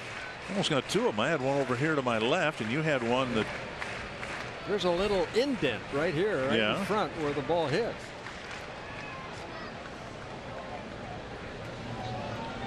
Three and 2 to the leadoff man in the Kansas City Sixth. My forehead. On the outside corner, a perfect pitch from Ricky Nolasco. And a big comeback right there. Falling behind an account, trusting your fastball. Orlando had a 3-1 pitch, had a pitch to hit, but right here he took it, came back over the plate. We've seen that pitch. He'll throw to left-handers in. This one starts outside, comes over and clips the corner. Strikeout number 4 for Nolasco. And that's a big strikeout there. First out at the bottom of the 6th inning. If you were watching Friday night, you saw the Twins take a lead late on Park's home run. And then they got 2 runs in their next at bat against Kevin Jepsen. And that has been the key to their success through their postseason runs, both in 2014 and in particular last year. 11 postseason wins to win the World Series, and 8 of them were come from behind wins. Good slower curveball for strike 2. 2 strikes to Escobar. A couple of ground balls off his bat today. Pitch count very good for Nolasco. 75, 51 strikes. And a defensive swing trying to protect the plate. Escobar got a piece. Yeah, that ball was about a foot outside, and Escobar reaching out and fouling it off.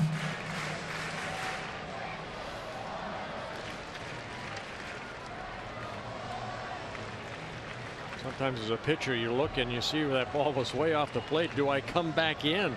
Do I run that fastball in on him because he is kind of leaning? And there's Murphy going inside. Cold foul.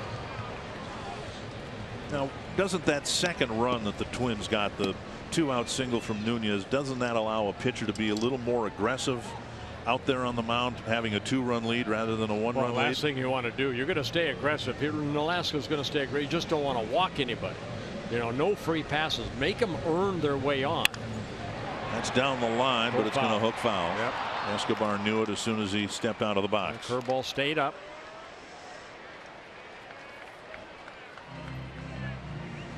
Yeah, where you run into trouble as a pitcher when your team gives you a run or 2, you go out and walk, say, the first guy. Yeah, that used to eat at me because I did it. Still 2 strikes to Escobar. Good hard breaking ball. And Murphy gets enough of the block to throw him out at first. And strikeout number 5. Back-to-back strikeouts for Nolasco here in the 6th inning. That'll bring up Moustakas. So he tightened up that last breaking ball. A good location. Escobar, who likes to swing the bat. He doesn't walk much. It's the first time he's struck out in 21 at bats. Here it is, Moustakas. He struck out in the first, grounded out to Park in the 4th. Fastball up. Yeah, first time Escobar struck out, but also he has not drawn a walk either.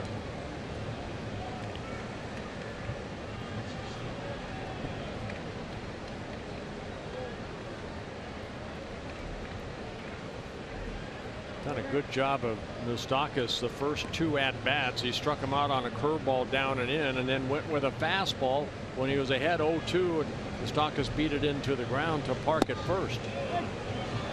Command of his off-speed stuff, and it's been outstanding for Nolasco here. He drops a breaking ball over to even the count.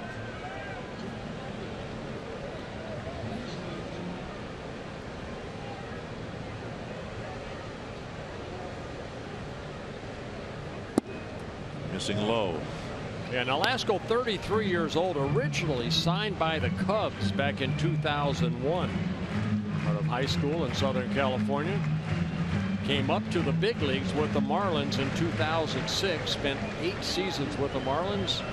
And then traded over to the Dodgers. High blast to right center field. Sano watches it leave, and it's 2-1. Yeah, ball left up right there. Moustakas, who had got the offense going in last night's ball game for the Royals, a home run in the 4th. Got a fastball, hits his 2nd home run of the year. Here with 2 outs in the 6th. 2-1 ball game, and that'll bring up Kane.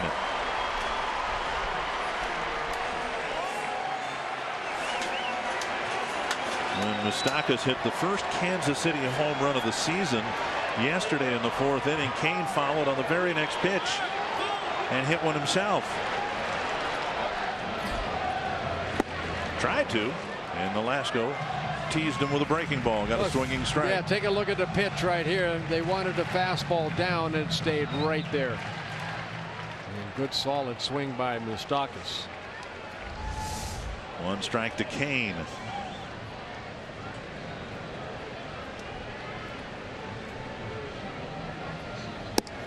And now off the plate. This is a no doubter right here.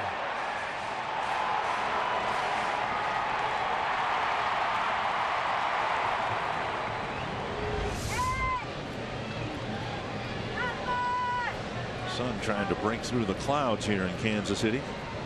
Nolasco trying to end the 6th. Hard ground ball backhanded by Nunez, and he one-hops the throw across to get Kane and end the 6th. Good inning for the Twins. They got 2. The Royals got 1.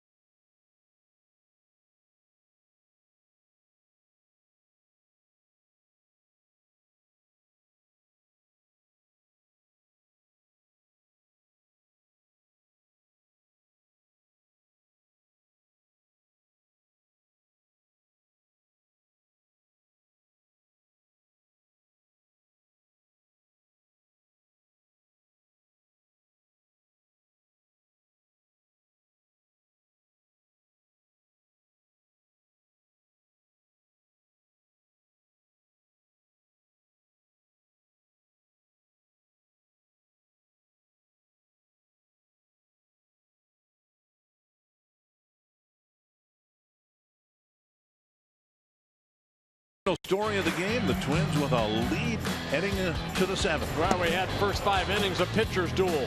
Ricky Nolasco, Edison Volquez matching zeros, but it's the Twins that scored a couple runs in the top of the 6th inning. Thanks to 4 singles, a big hit by Eduardo Nunez scored Joe Mauer to take a 2-0 lead. But like you could mention, these Royals, they don't give up. They come back, and they added 1 off the bat. Mike Moustakas hit his 2nd home run of the year, makes it a 2-1 ball game. Buxton leads off the 7th. Be a real good idea for the Twins to do some more scoring. The 9 outs left to get for the Twins will seem like 19, the way this Kansas City lineup is resilient. Gobbled up by Moustakas, and Buxton's retired. 1 down. Buxton 0 for 3 with a strikeout, fly ball, and ground ball, and now Brian Dozier.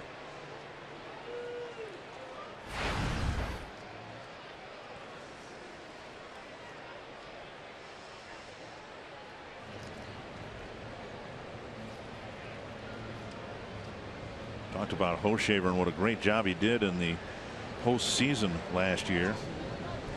10 2/3 scoreless innings. High fly to left center field. Kane looking up. This ball is back and gone. A home run for Brian Dozier. His first of the year, and the Twins lead 3-1. Yeah, big home run there for Brian. Finally squared up with one. He had a good at bat in his last at bat when he lined out to Gordon. Remember, we showed the first 2 times up, he just got underneath it. Well, the last 2 he squared up nicely. So Brian Dozier, who led the club in home runs last year with 28, makes it a 3-1 lead. And Tom Bernansky saying, let's go, keep adding on, boys. Here's Rosario, singled up the middle to lead off the 6th. Dropping down a bunt, but it'll trickle foul.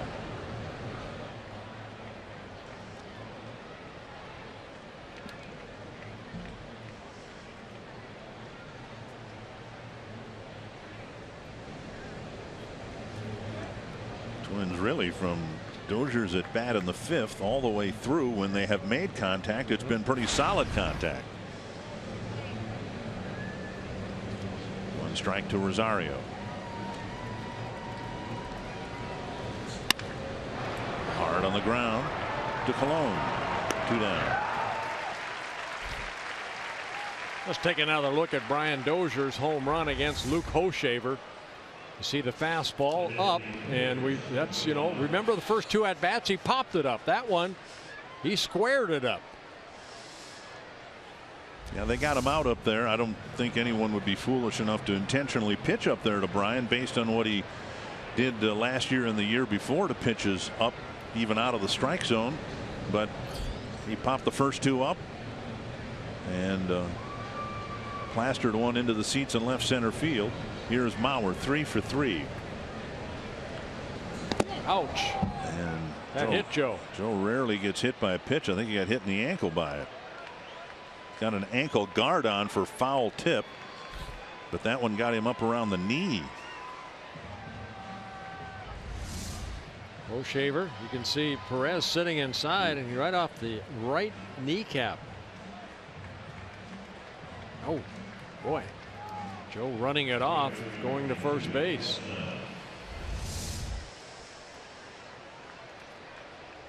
We'll see what Sano can do. Sano with a very important RBI single to the opposite field, getting the Twins on the board in the 6th inning. It's just the 20th time in his career that Joe Mauer has been hit by a pitch.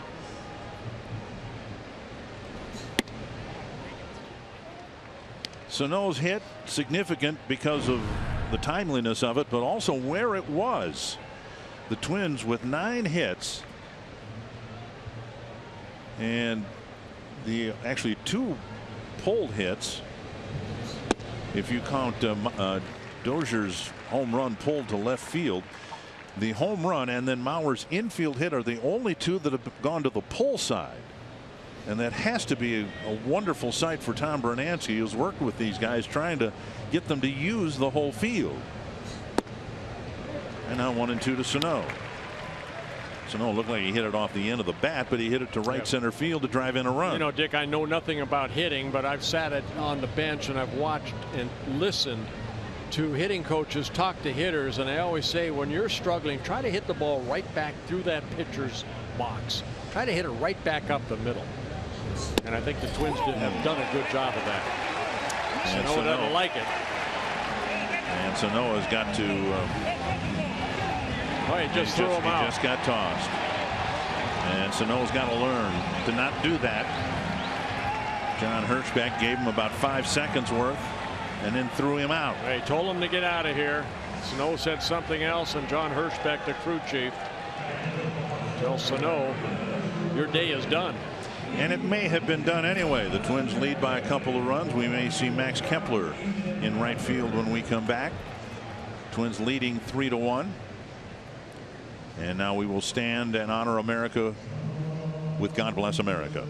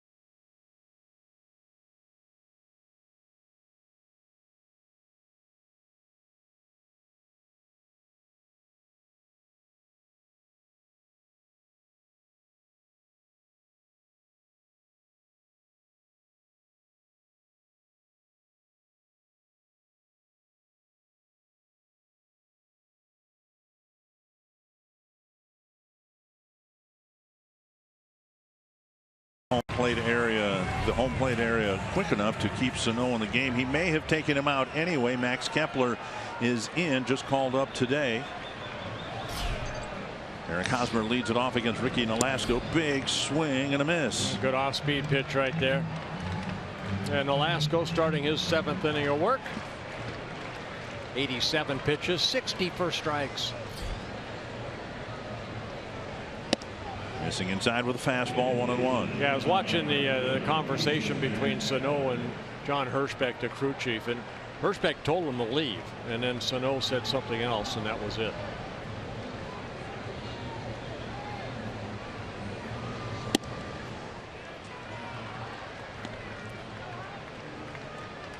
Again, after Friday, after Sano's last plate appearance in the 8th inning, the Twins replaced him with Danny Santana in the outfield. 2-1. 2-2, and then of course Sano's spot came up in the batting order in the 9th inning. It was Rosario who I guess it was Rosario who came in and moved Santana over to left field. Rosario to left and Santana in right. Lifted to left field, and Rosario with the catch, 1 away.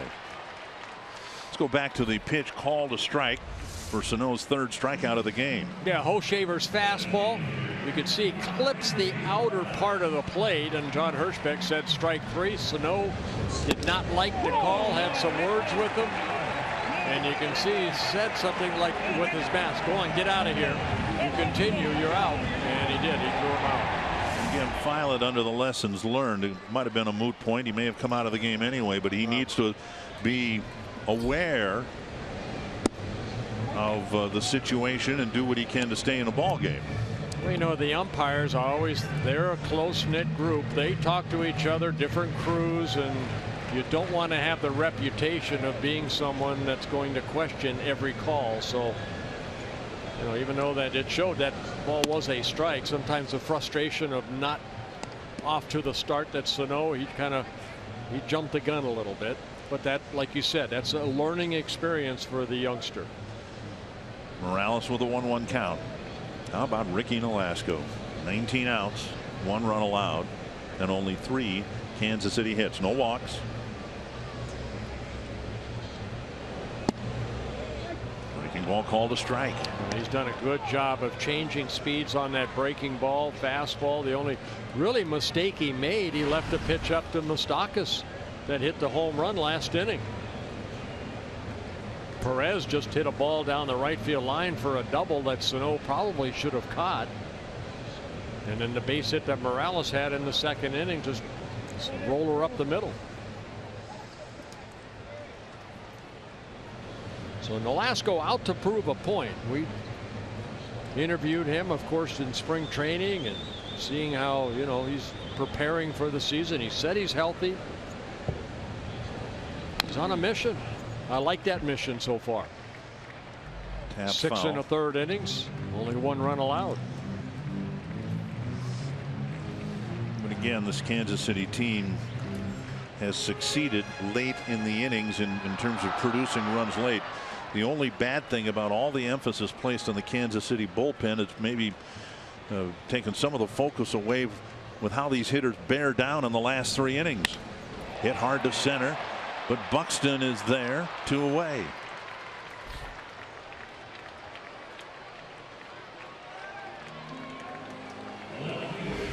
Well, let's go back to the 4th inning. You know, Sano. That was right at the knees. Yeah, that came back. And then this is against Volquez. And remember a 3-1 count. And then he looked at strike 3. Now that ball's a little bit further outside.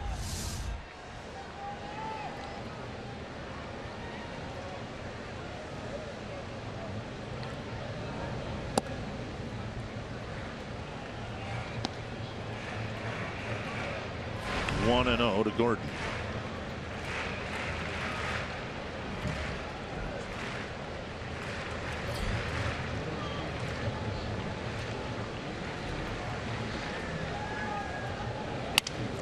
Busted bat. Escobar spins, fires, nice play, cutting in front of Dozier, and Nolasco in the 7th has a quick 1-2-3 inning.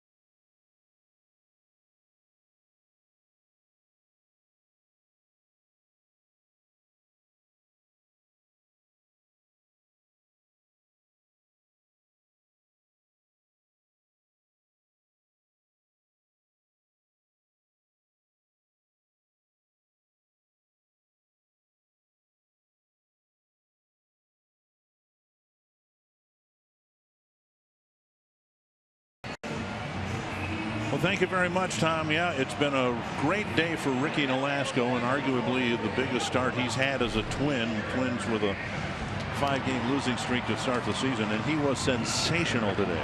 Well, they needed a good outing, and Ricky Nolasco provided that here tonight. Today. But everybody congratulating Ricky Nolasco.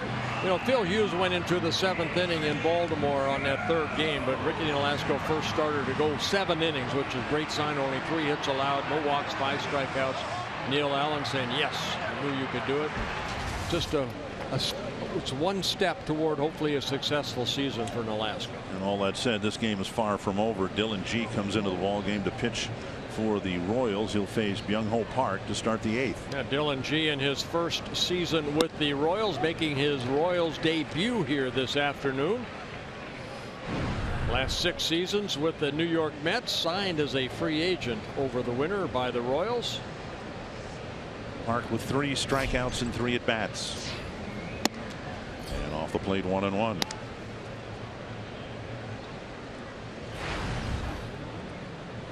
Park, Escobar, and Nunez.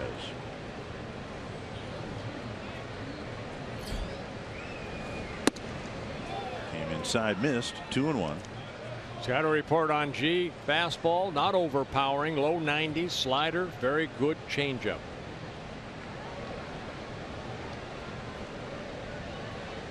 He's had some shoulder issues over his career. That's to left, hit well, but right at Gordon. Oh, actually coming in now, a sinking line drive. Caught by Gordon for the first out. The second time that Gordon has had to slide to make a catch. This week only, T-Mobile customers can get a free season-long subscription to MLB.TV Premium. Go to T-Mobile.com/MLB to sign up now. Catch every moment on America's fastest-growing LTE network. One down on the 8th. Here's Escobar.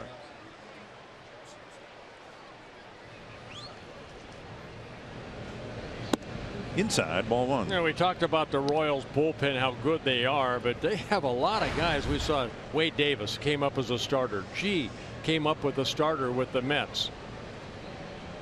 Luke Hochevar was a starter, turned into reliever. Danny Duffy, who we saw last night, starter, turned into a reliever.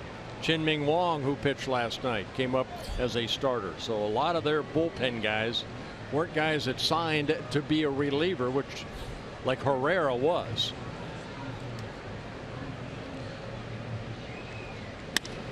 To center, and Kane drifts back a couple of steps. 2 down. And that'll bring up Eduardo Nunez, making his first start of the year and making the most of it. Yeah, base hit in the second inning, got the Twins' second hit of the ball game. Then he led off the 5th inning with a base hit, stole second base, and then he got a big hit right there in the 2-run 6th inning with that RBI. 3 hits today, picking up his first run batted in, and stole a base.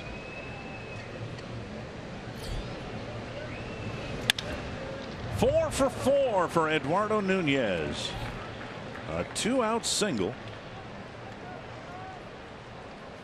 And to have anybody in the lineup get 4 hits in a game is remarkable. Here we are a week into the season. This is the guy's first start, and he goes 4 for 4. Well, he jumped on the fastball. You see Perez wanted it away. It drifted back over the plate, and Nunez picks up another base hit. Tying a career high in hits with 4, which he had done twice before. Down and away, ball 1.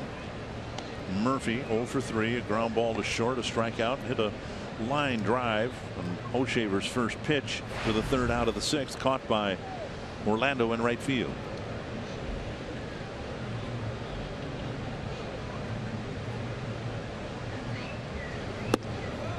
Strike 1-1. Saw Nunez try to steal a base a couple of nights ago. Let's see if he takes off here with 2 outs and Murphy at the plate.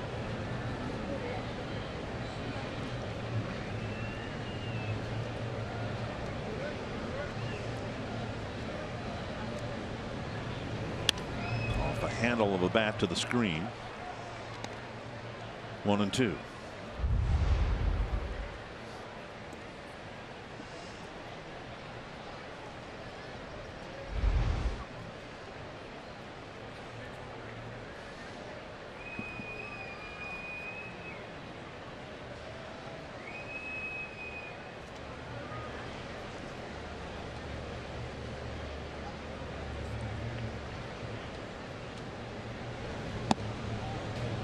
Just missed with a fastball. Very close. Kevin Jepson had a 1-run lead in the 8th inning Friday. He'll have one of at least 2 runs here this afternoon.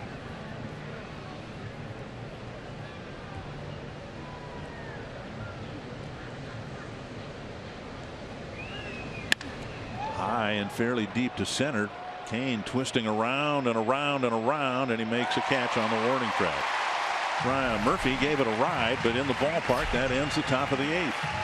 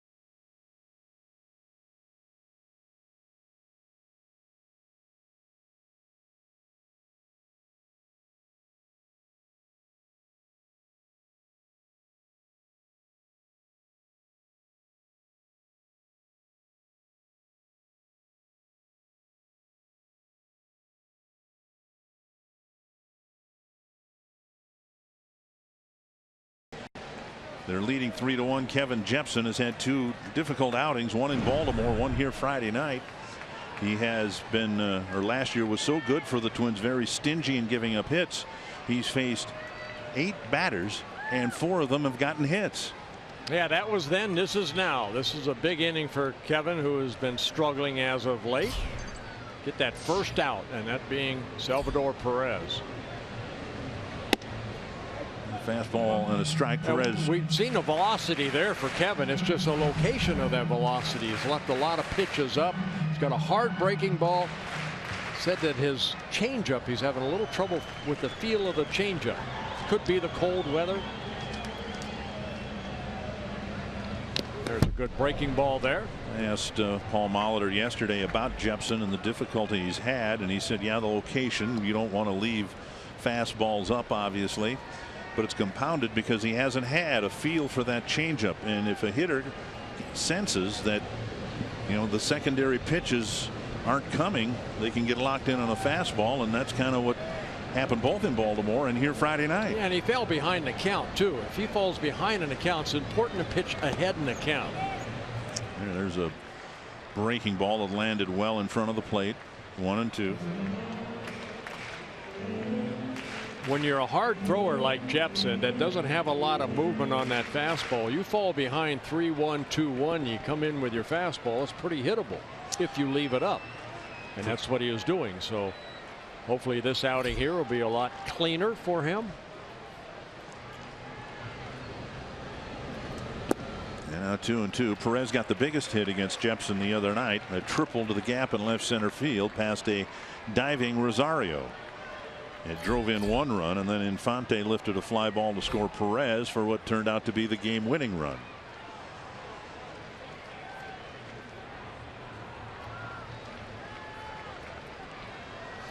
Two and 2 to the leadoff man in the 8th. Fouled back 96 miles per hour. And we referenced Jepsen's season last year for the Twins, eventually taking over the closer's role. 28 innings, just 18 hits, 1 home run, 7 walks. He was outstanding.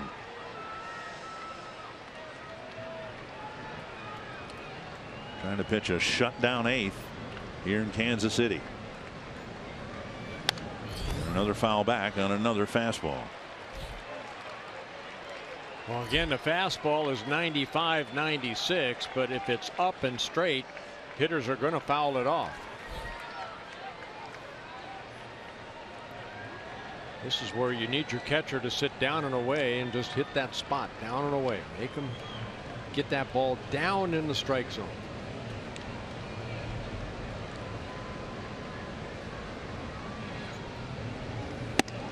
High fastball climbed the ladder and finally got a swing and a miss. Yeah, big strikeout right there. Always good to get that first out, and Jepsen able to do that. Went right after him. Perez fouled off 2 previous fastballs, but couldn't catch up to this high fastball. And now Christian Colon 0 for 2. Comebacker didn't even make it to the mound. Nolasco picked it up, threw him out in the 3rd, and then a ground ball to Dozier.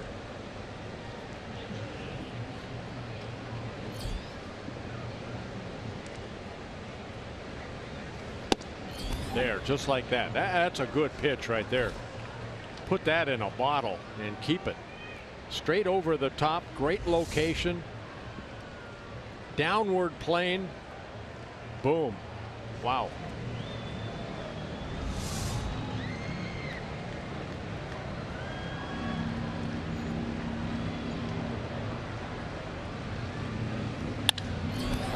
And a fastball line to left. And Colon's aboard with a 1-out single. Yeah, that ball just stayed up and got past Nunez in a hurry. This copyrighted telecast presented by the authority of the Minnesota Twins and may not be reproduced or retransmitted in any form. Any accounts and descriptions of this game may not be disseminated without the express written consent of the Minnesota Twins LLC. Jepsen got ahead of Perez, and then he tried a couple of off-speed pitches and didn't come close to throwing them for strikes. And now everything's been a fastball, and now he'll pitch to Orlando. Well, that fastball was supposed to be down and away like strike number 1, but it left up, and Colon, quick hands, hit it sharply in the left. Well, took Nunez's head off.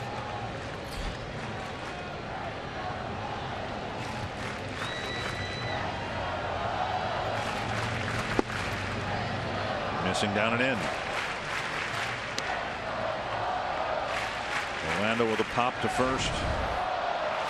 And a strikeout looking.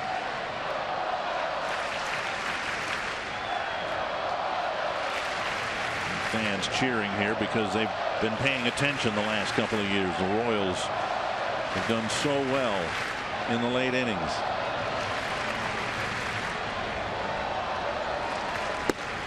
Two and 0.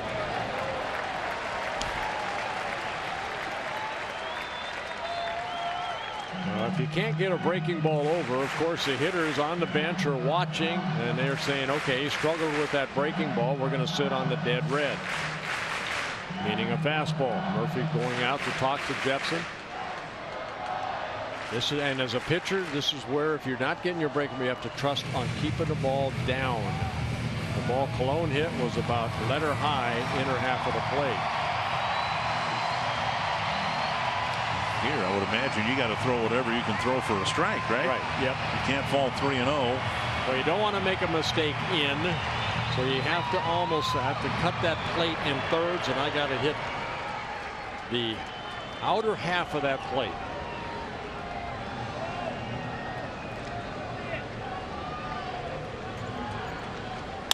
Chopper towards short. In and out. And they will get the out at first. Cologne advancing to second base, 2 down. Good pitch. Good pitch. Created a ground ball. Twins flex plan gives you the flexibility to choose your games and your number of seats. Choose in advance or even the day of the game. Don't plan. Flex plan. Go to twinsbaseball.com/flex or call 800-33-TWINS to learn more. And now Escobar. Yeah, I don't care if you throw 98 miles an hour or you throw 89 miles an hour. If you cannot control that fastball down and away when need be, like Jepson did right there and got a ground ball, you probably won't stay in the big leagues very long. Escobar's 0 for 3, and Nolasco struck him out in the 6th. And Nolasco 7 innings, only 1 run, no walks, 5 strikeouts. There's a breaking ball in the dirt, ball 1. Yeah, you don't put that breaking ball in your back pocket either. You try to throw it, when you can, as long as you can always go back to your fastball outer half of the plate. That's a good take by Escobar. He's a notorious first ball hitter, and he laid off the breaking ball. 1-0. It's right on top of the plate. Dares you to come in very quick inside.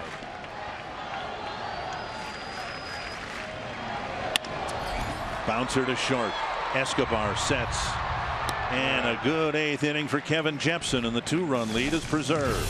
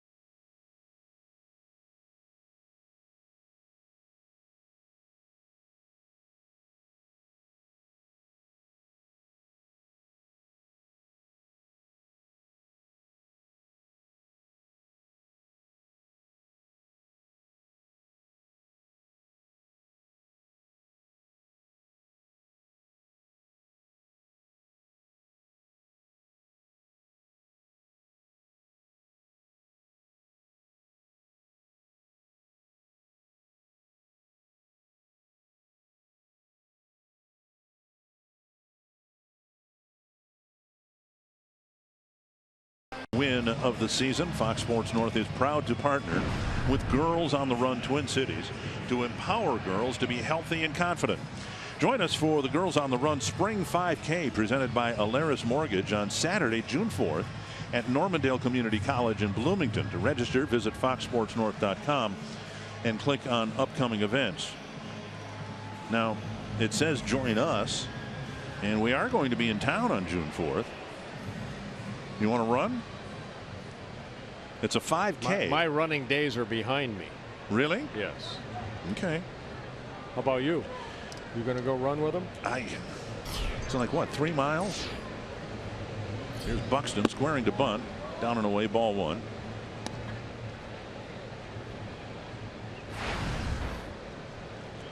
Buxton, Dozier, and Rosario. Dylan G starting his second inning of relief.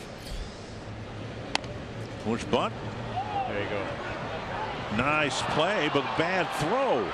G fired it over Hosmer. Buxton will get a bunt single going to second on the error. Well, again, you can see what speed does when Buxton able to make contact, and he bunts this ball. He takes it with him down that first baseline. And G kind of used his glove right here, and I think that maybe got lost in the shuffle of Hosmer right there looking for the ball. He was so close. Kind of shoveled it past him. Yeah. It's a good term. That's exactly what he did. He kind of shoveled it. Just kind of pushed it over the head of the first baseman. So Buxton aboard. He's got a hit. He's put the ball in play 3 times. That might be even more significant. And he is at second. We'll see what Dozier does here. Dozier's hit the ball very hard in his last 2 at bats.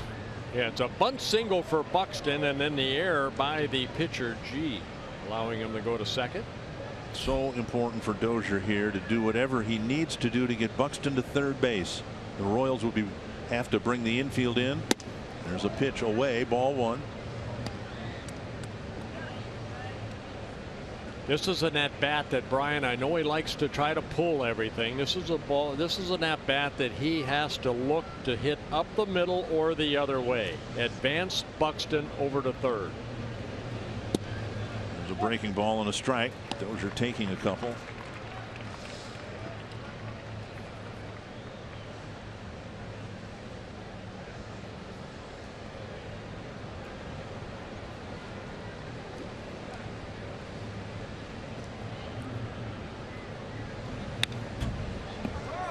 Big swing on a high fastball.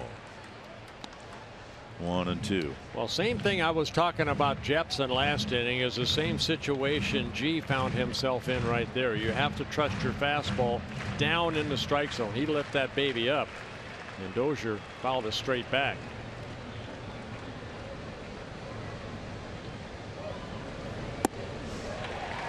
And Dozier strikes out, 1 away.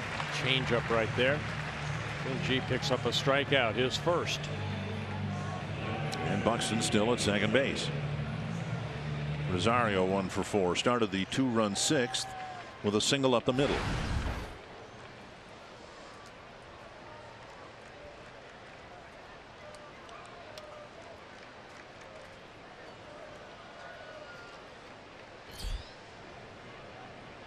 Rosario, Mauer, and Sano single to start the inning. 2 runs scored. And the Twins took the first lead of the game.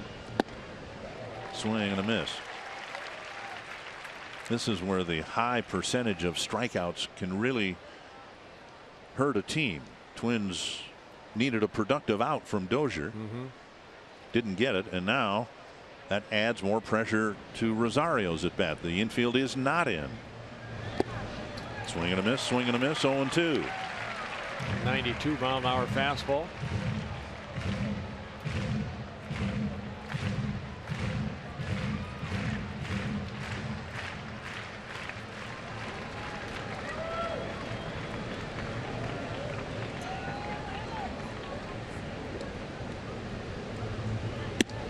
Two down.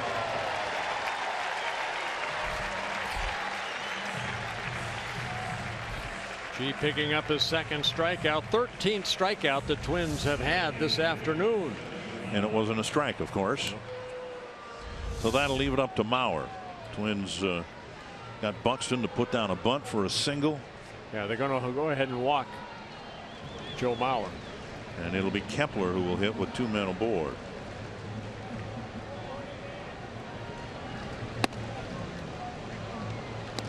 Joe, a good day at the plate. 3 singles. Scored 1 of the 3 runs.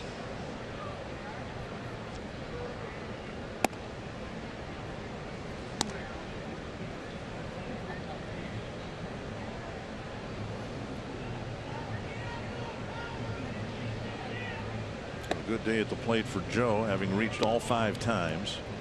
So much focus on his batting average, and it was very disappointing for him last year, but his on base percentage, a big part of his game, drawing walks. And although this is an intentional one, his on base percentage came into the game at 500, and it's going to be higher than that tomorrow. Here is Max Kepler with Glenn Perkins warmed up. He had a tune-up inning last night. And Kepler comes to the plate. Called up from Rochester, although he never played there. They were supposed to have their home opener yesterday, and it got weathered out. He played in 3 games last year in September. Got called up late September. 1 hit in 7 at-bats. In the game because Miguel Sano was ejected after his 3rd strikeout of the game. 1 strike to Kepler. Kepler just 23 years old. Last year's Twins minor league player of the year in the Twins organization, the Sherry Robertson Award. Well, he takes strike 2. In Kepler's minor league career, there's 1 strikeout for every 6 at bats.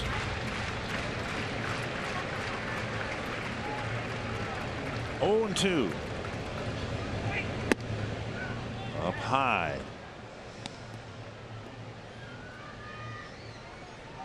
Kepler just a few at bats at AAA. He was the Southern League Player of the Year, where he hit .322 for Chattanooga last year. He started last year in Fort Myers for the Miracle. Checked his swing. The ball gets away from Perez, but Buxton only went about halfway toward third base. And now 2-2. 1 for 7 in September with 3 strikeouts.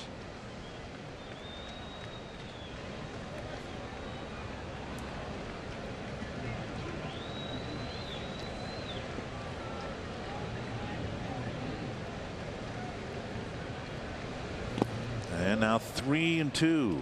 Buxton will get a big early break from second base, and Mauer from first.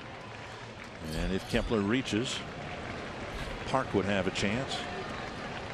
Big spot for Max Kepler, trying to tack on a run or 2 or 3 here in the top of the 9th.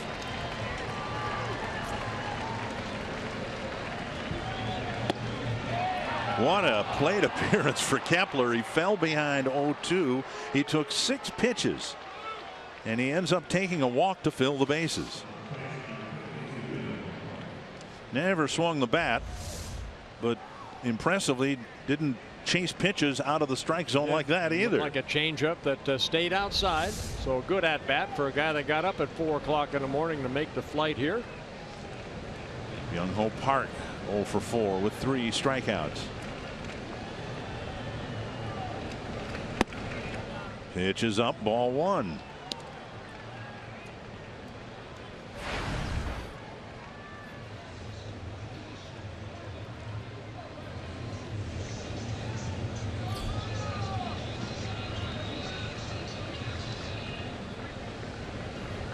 Half swing, strike 1. A couple times we have seen already Park.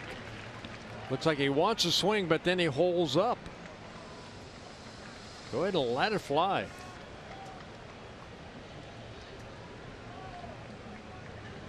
Struck out on a check swing on the 4th. Foul back, and now 1-2. Good swing there. Fouled it straight back. Got a pitch to hit and fouled it straight back.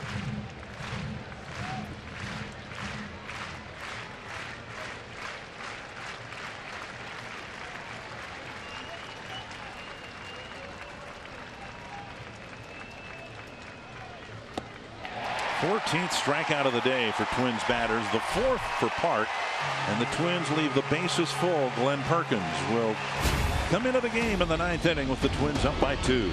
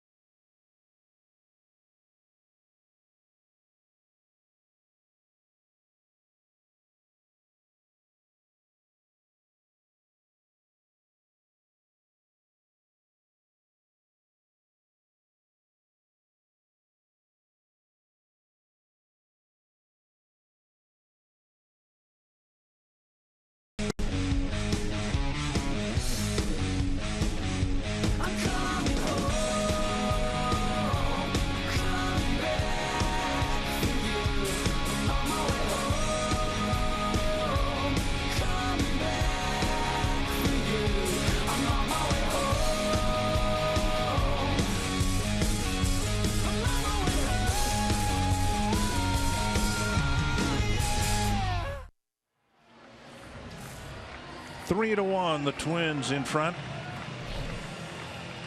Twins will come home tomorrow, or today actually, for a game tomorrow. Our coverage beginning at 2 o'clock. The home opener against the White Sox, who will rain out this afternoon. Well, Glenn Perkins coming out of the bullpen. He worked in last night's ball game, a shutout inning, but he left with bases loaded through 27 pitches, 16 for strikes. First pitch hit to left field. Rosario going back, still going back, and now makes the catch on the edge of the track. Looked like he may have lost sight of that ball for a while, but he got there. 1 pitch, 1 out. Perkins struck out Moustakas last night, left the bases full. It was his first outing of the year, and he'll take that first pitch out gladly.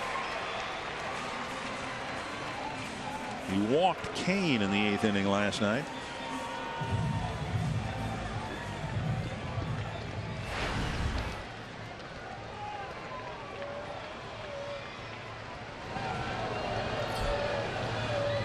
Down and in, ball 1.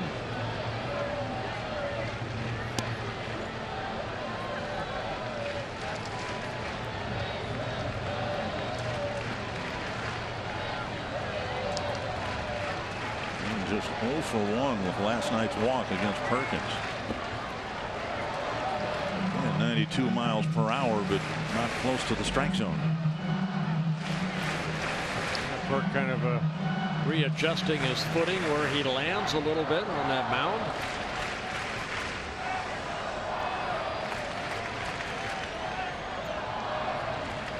Down the middle of strike. You know, that's one thing that relievers do have to kind of look at that mound where you land, because sometimes you can have a pitcher that digs a big hole where you land, and sometimes you got to kick it out a little bit. And a base hit to center, and that'll get Hosmer to the plate as a tying run.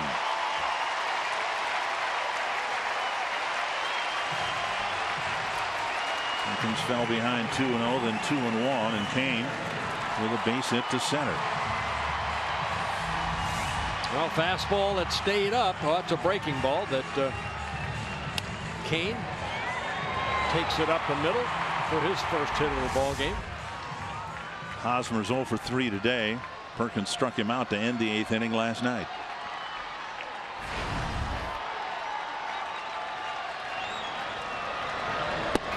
slider for a called strike.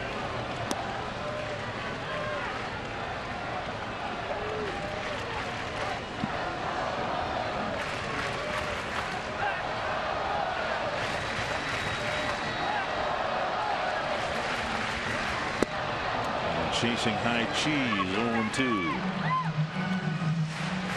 Saw one pitch last night, I think, clocked at 93, but Glenn seems to be topping out at 92. Ahead of Hosmer, 0-2. To the left field corner. Rosario chasing it. Can't make the play. It's a fair ball on the warning track. Kane will score. Hosmer to third. And the Royals have the tying run 90 feet away.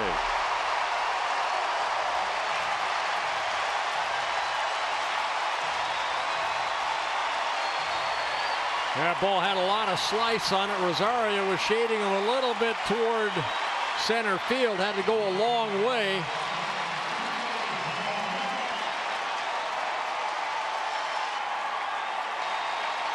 And it's an RBI triple for Hosmer, his first triple of the year. Fastball away, just took it the other way. And the ball had a lot of slice on it. Rosario hustling over. And the ball gets by him. Twins have to bring the infield in for Morales. Strike one on the slider.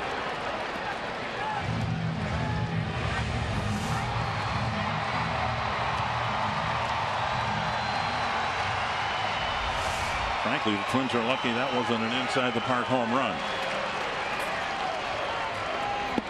0-2.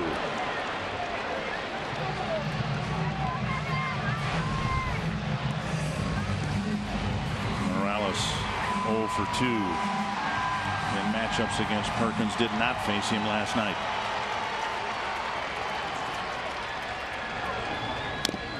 Got a piece. Just got a piece of it.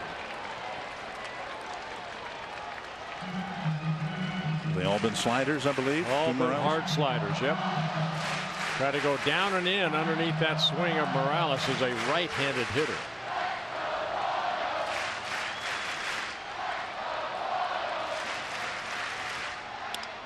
That was foul. He left that one up a little bit. Morales fouled it off.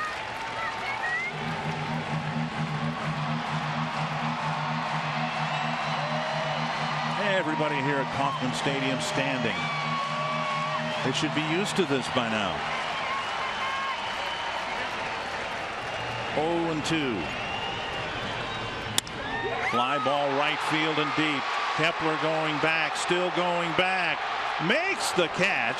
Tagging and scoring is Hosmer. The Royals have tied it up.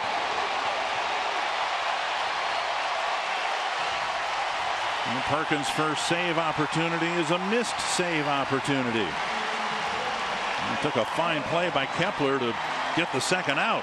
Yeah, that ball kept drifting on him. Looked like a normal fly ball. It took Kepler all the way back to the warning track.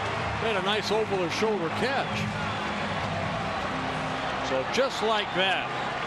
Looks like the Twins were heading home with a victory. Now it's extra innings, I hope, for the Twins. Here is Gordon. Outside, ball one. The Twins left the bases full in the top of this inning, and almost predictably, the Royals took advantage and tied the game.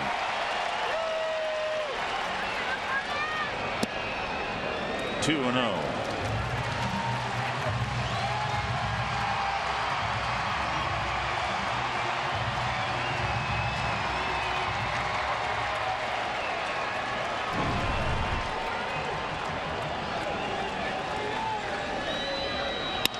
Base hit to center.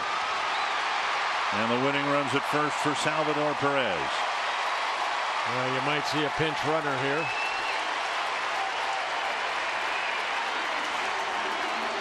Terrence Gore on the bench for the Royals.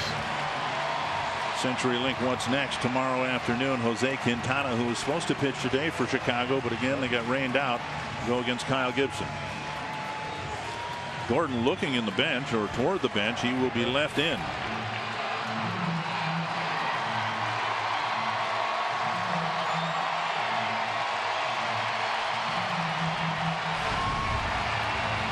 Perez 0 for 5 against Glenn Perkins.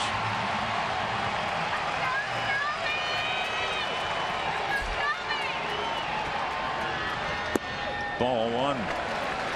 Perkins had to throw more than he or Paul Molitor would have liked in the tune-up inning last night.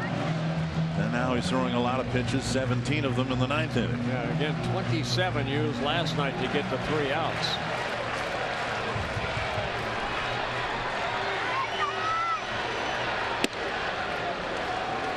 One and one.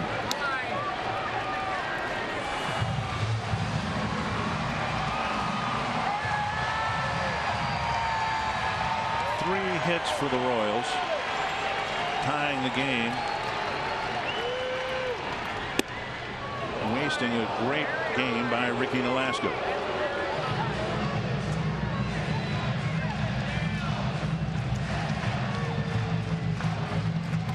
1-2 to Salvador Perez.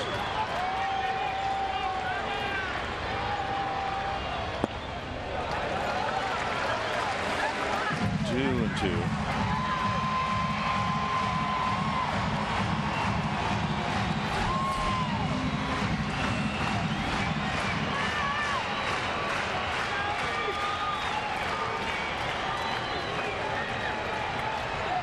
There goes Gordon, swung on and missed, and that ends the 9th inning. But the Royals get 2. They tie the game. We are headed to the 10th, 3-3.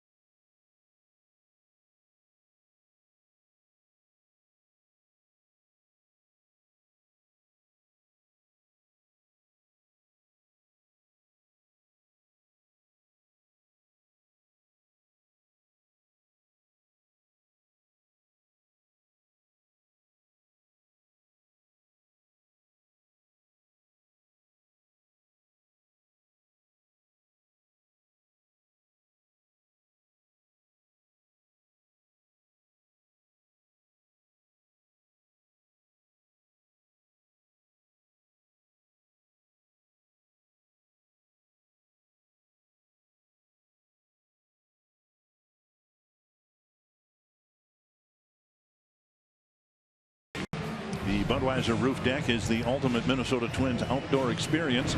The roof deck is available for your group of 250 guests on both Independence and Labor Day weekend. Your clients and staff will love the sweeping views, amenities, large fire might come in handy tomorrow, which will be a high of about 40 degrees tomorrow. Everything you need for mixing game time with social time. Go to twinsbaseball.com/groups to learn more about how your group can experience the Budweiser Roof Deck. Well, no saves opportunities for Wade Davis, but he's coming in to pitch the top of the 10th inning. Making his 3rd relief appearance. He has 2 saves in his first 2 outings. Picked up a save here the other night. 1 hit in 2 innings. He has a couple walks with 4 strikeouts. It'll be Escobar, Nunez, and Murphy in the Twins' 10th.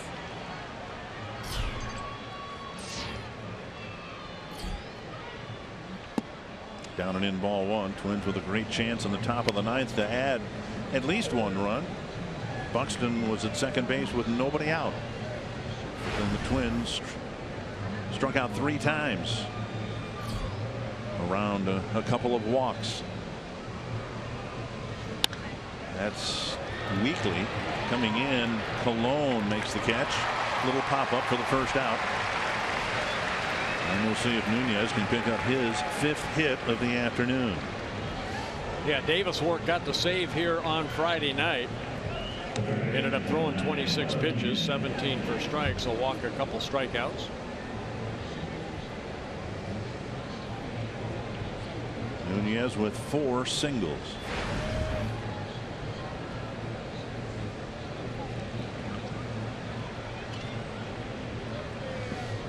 Three times he's had a ball game in his career with 4 hits in a game. Never has had 5 hits in a ball game. Swing and a miss. 1 strike.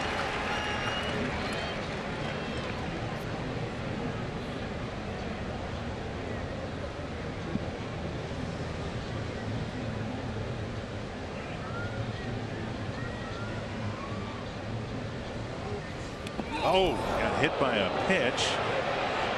And he'll go to first. And where did it get him, and how badly did it get him? Tony Leo, the first trainer to come out, and he's holding limply his left wrist. I think he got him on the right wrist. Yeah. Right wrist. Yeah. Right around the elbow area. The forearm.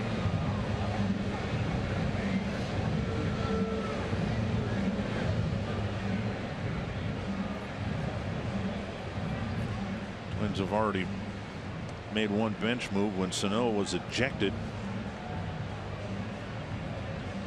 Nunez, of course, runs well, but if he can't continue, they have to bring Trevor Plouffe into the game.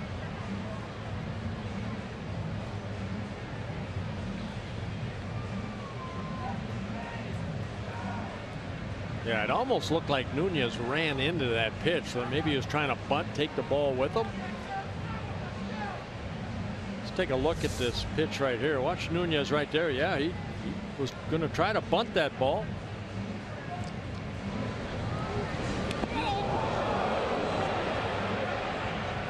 And Nunez will be able to stay in the game. He's reached 5 times. That's not the way you want to get on for the 5th time. But in terms of for tactical purposes, it's not so much his arm that the Twins are worried about anymore. They have his legs at first base. That's right, his speed.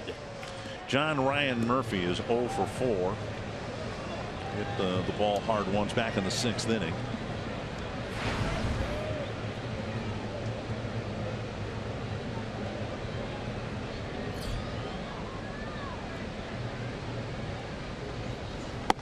On the outside corner, a strike.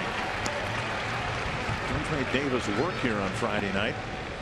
Dozier had a memorable walk against him to make him throw a lot of pitches. See what the Twins decide to do with Nunez's speed at first.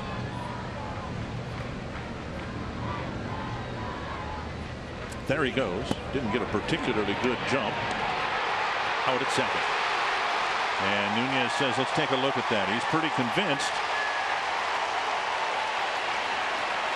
that he got in under the tag, and the Twins will take a look at it. Nunez leaving second base to get his helmet, but we'll see. That's a surprise.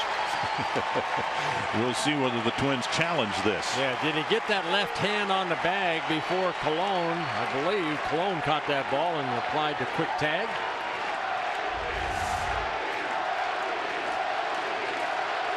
Perez's throw. No, he might have gotten it in there. I don't know that there's enough evidence to overturn it. The Twins won't challenge. Nice tag by Cologne at second base. He got the glove down very quickly, if he tagged him at all.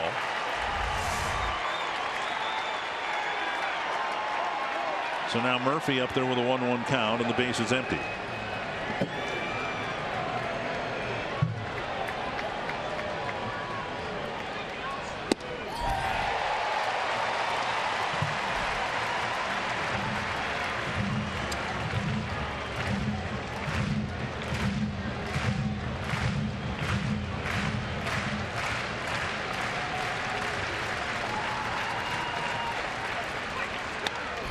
Foul to the screen.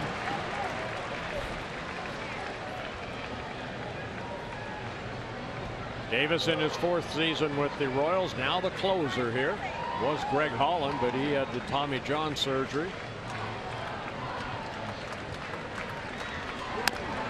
Another chopper foul. One of the concerns now, I would imagine, since it was his right arm that was hit by a pitch, Nunez is off the field now, but will he be able to take his position at third base?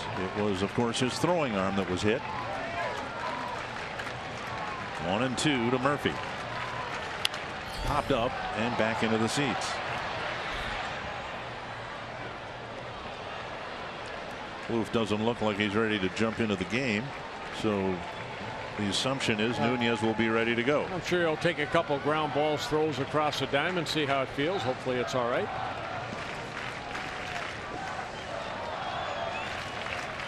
One and two to Murphy.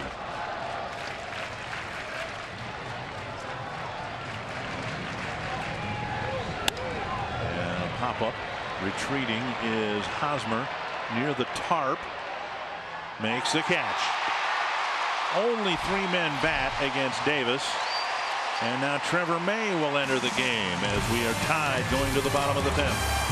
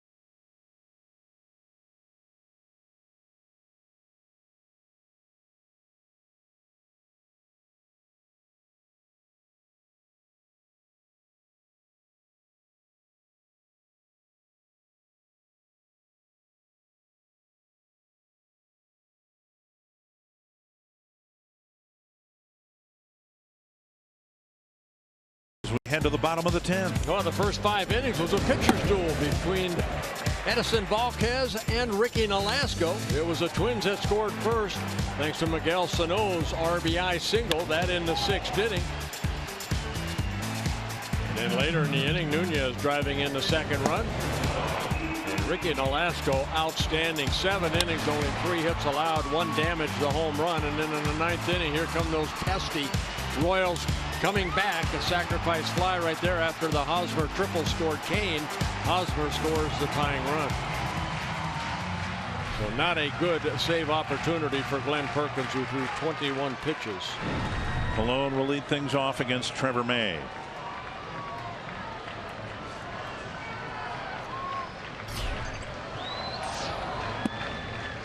Missing down and away, ball 1. Yeah, Trevor making his 3rd relief appearance. First one here in Kansas City. First 2 were in Baltimore. Trevor Plouffe in at third base. Eduardo Nunez out of the game. Fastball away, 2-0. First 2 outings for Trevor May. Went 2 innings, both outings. Total of 4 innings with 7 strikeouts, no walks. The only damage, a home run he gave up to Joey Rickert in Baltimore.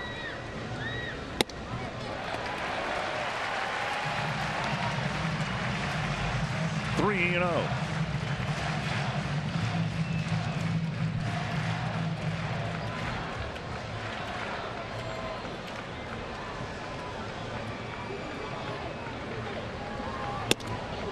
A 4-pitch walk to start the bottom of the 10th.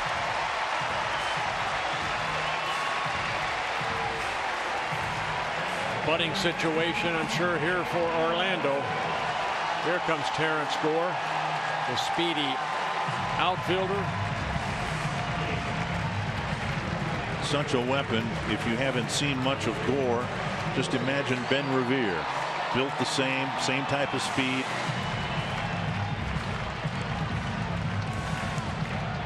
Boy, you have to come out of that bullpen able to throw a strike over the plate. 4 pitches. Now you have the speedster at first base.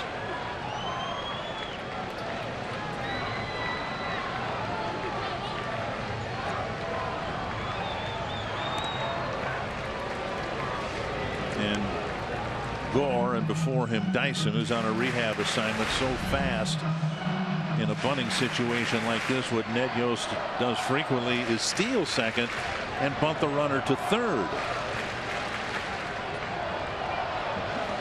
He's been up and down. He has 8 stolen bases for the Royals over the last 2 seasons. He is yet to be caught. In the minor leagues, 207 stolen bases. They only caught him 19 times in the minor leagues.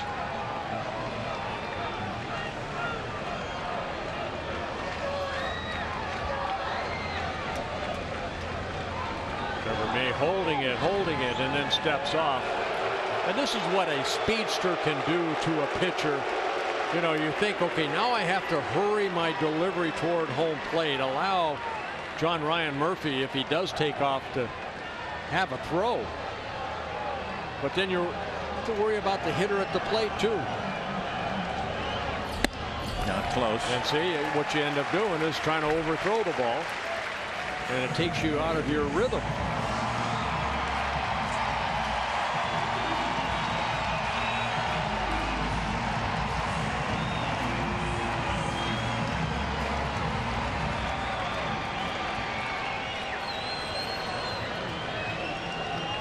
One and 0 to Orlando. Squaring to bunt, taking a strike.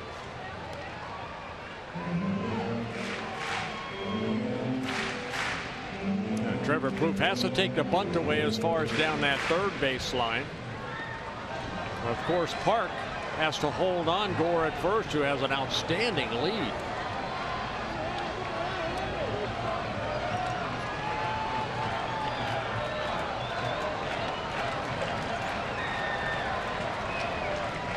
Gore goes, a pitch bunted in the air, but no one can make the catch.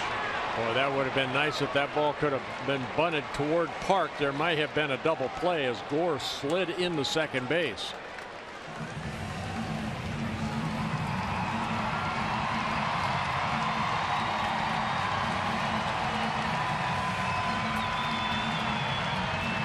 May last year and so far this year has been a strikeout pitcher, and he would love to get Orlando here and still have Gore at first base. Low throw past Park. Gore to second. He wants third.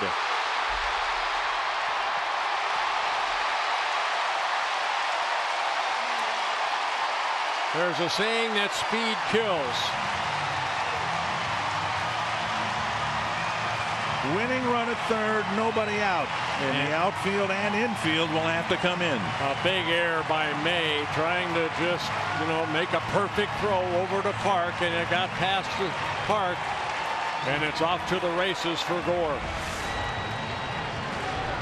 See that ball short, Park, and Gore, and his speed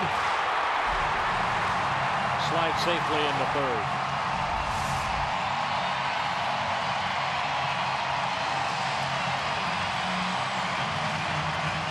One and 2 to Orlando.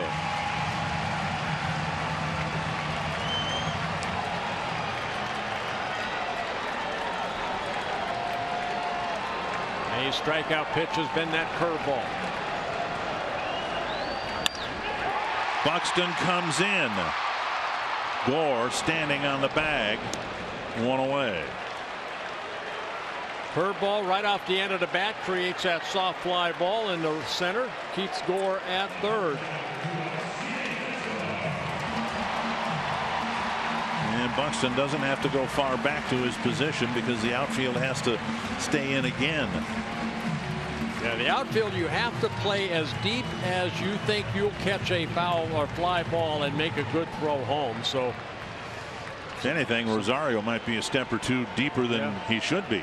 He's not too far from normal left field depth. Well, if he goes back, Gore's going to score anyway. He can only come in and have a chance. Escobar with the infield and outfield in. Chasing. Again, he's such a notorious first ball swinger. And May exploited that with a pitch that he couldn't hit.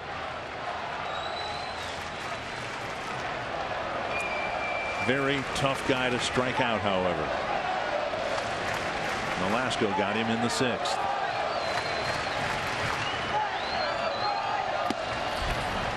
Two good fastballs right past the swinging Escobar.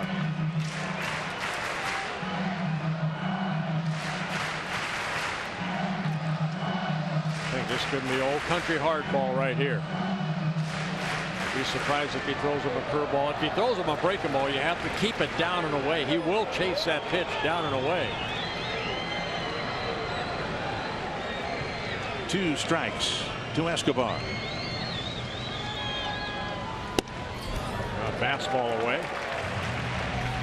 You know, May is really effective with the breaking ball in the dirt, but it wouldn't take much of a carom away from Murphy to get Gore to come in from third base. Well, you have to, again, you have to trust your catcher that he's going to block that, because what you have to do is throw that curveball just on the other side of home plate and hope that Escobar swings through it. If you do that. 1-2 to Escobar. Breaking like ball that. got him. Just like that. What a great pitch right there by Trevor May. Escobar, that's all he wants to do. He wants to make contact. He wants to swing the bat. And a good hard breaking ball. And there's your catcher, John Ryan Murphy, keeping it in front of him and keeping Gore at third as he tags out Escobar for the 2nd out. Well, now at least the infield and outfield can go back to conventional depth for Moustakas. Yeah, your job's not done if you're a pitcher.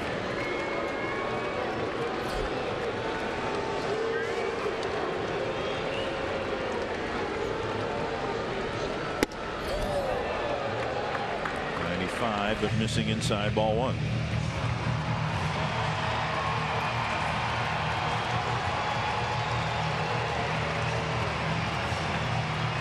Moustakas put the Royals on the board with his 2nd home run, a solo home run in the 6th inning. 2nd home run of the season. Same spot. 2-0.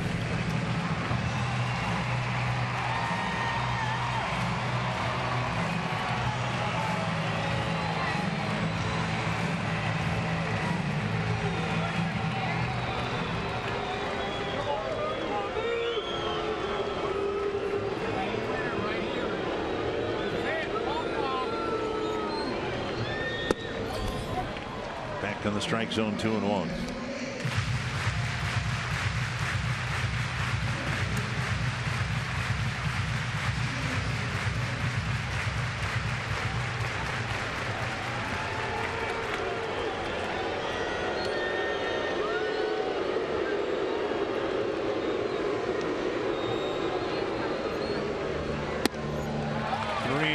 Kane on deck.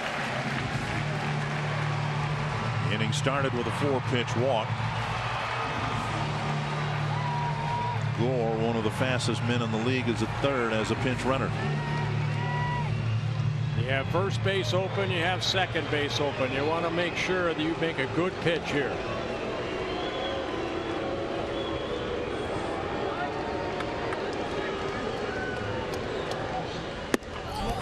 And a walk will put Moustakas aboard.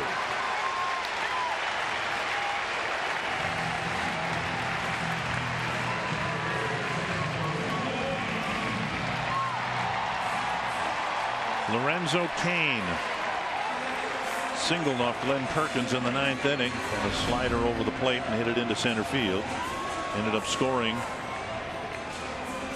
the second run, first of the inning, and then Hosmer came in for the tying run. Murphy's going to talk to May right here. You know, for 6 innings or 7 innings when Nolasco's out there was really an inning under duress. But since the bullpen has come in, Jepson had to work his way out of the 8th inning. Perkins gave up the tying runs in the 9th inning. And here, May, that's a lot of stress. Twins lost a 1-run lead in the 8th inning Friday, a 2-run lead in the 9th today. Best they can hope for now, an 11th inning.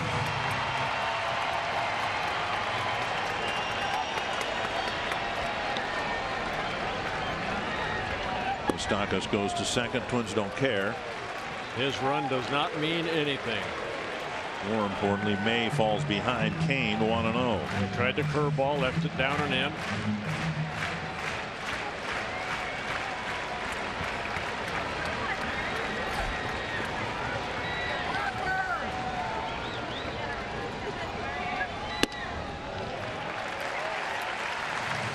May just trying to hump up and overthrow a couple of his fastballs.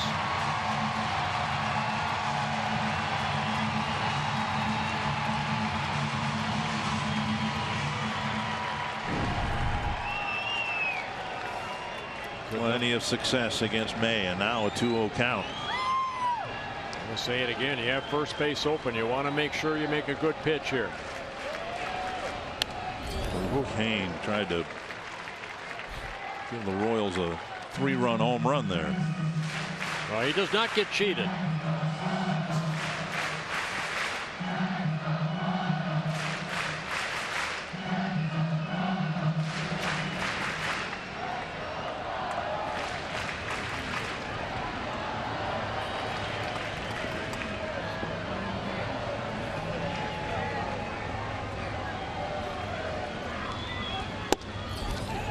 Outside corner at 96. And a great arm angle right there by May. Everything has been up, and all of a sudden there it is, straight downward plane.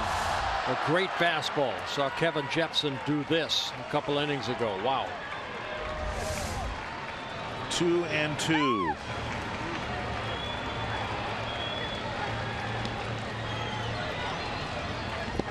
Oh, here comes Gore. Royals win. Murphy blocked one curve in the dirt. That one was way out in front of the plate, and the Royals sweep the Twins.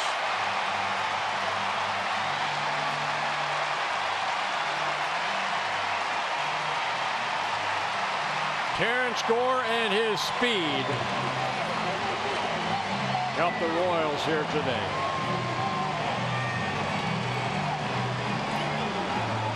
The unraveling started in the 9th. And then the leadoff walk in the 10th eventually leads the Royals to another win.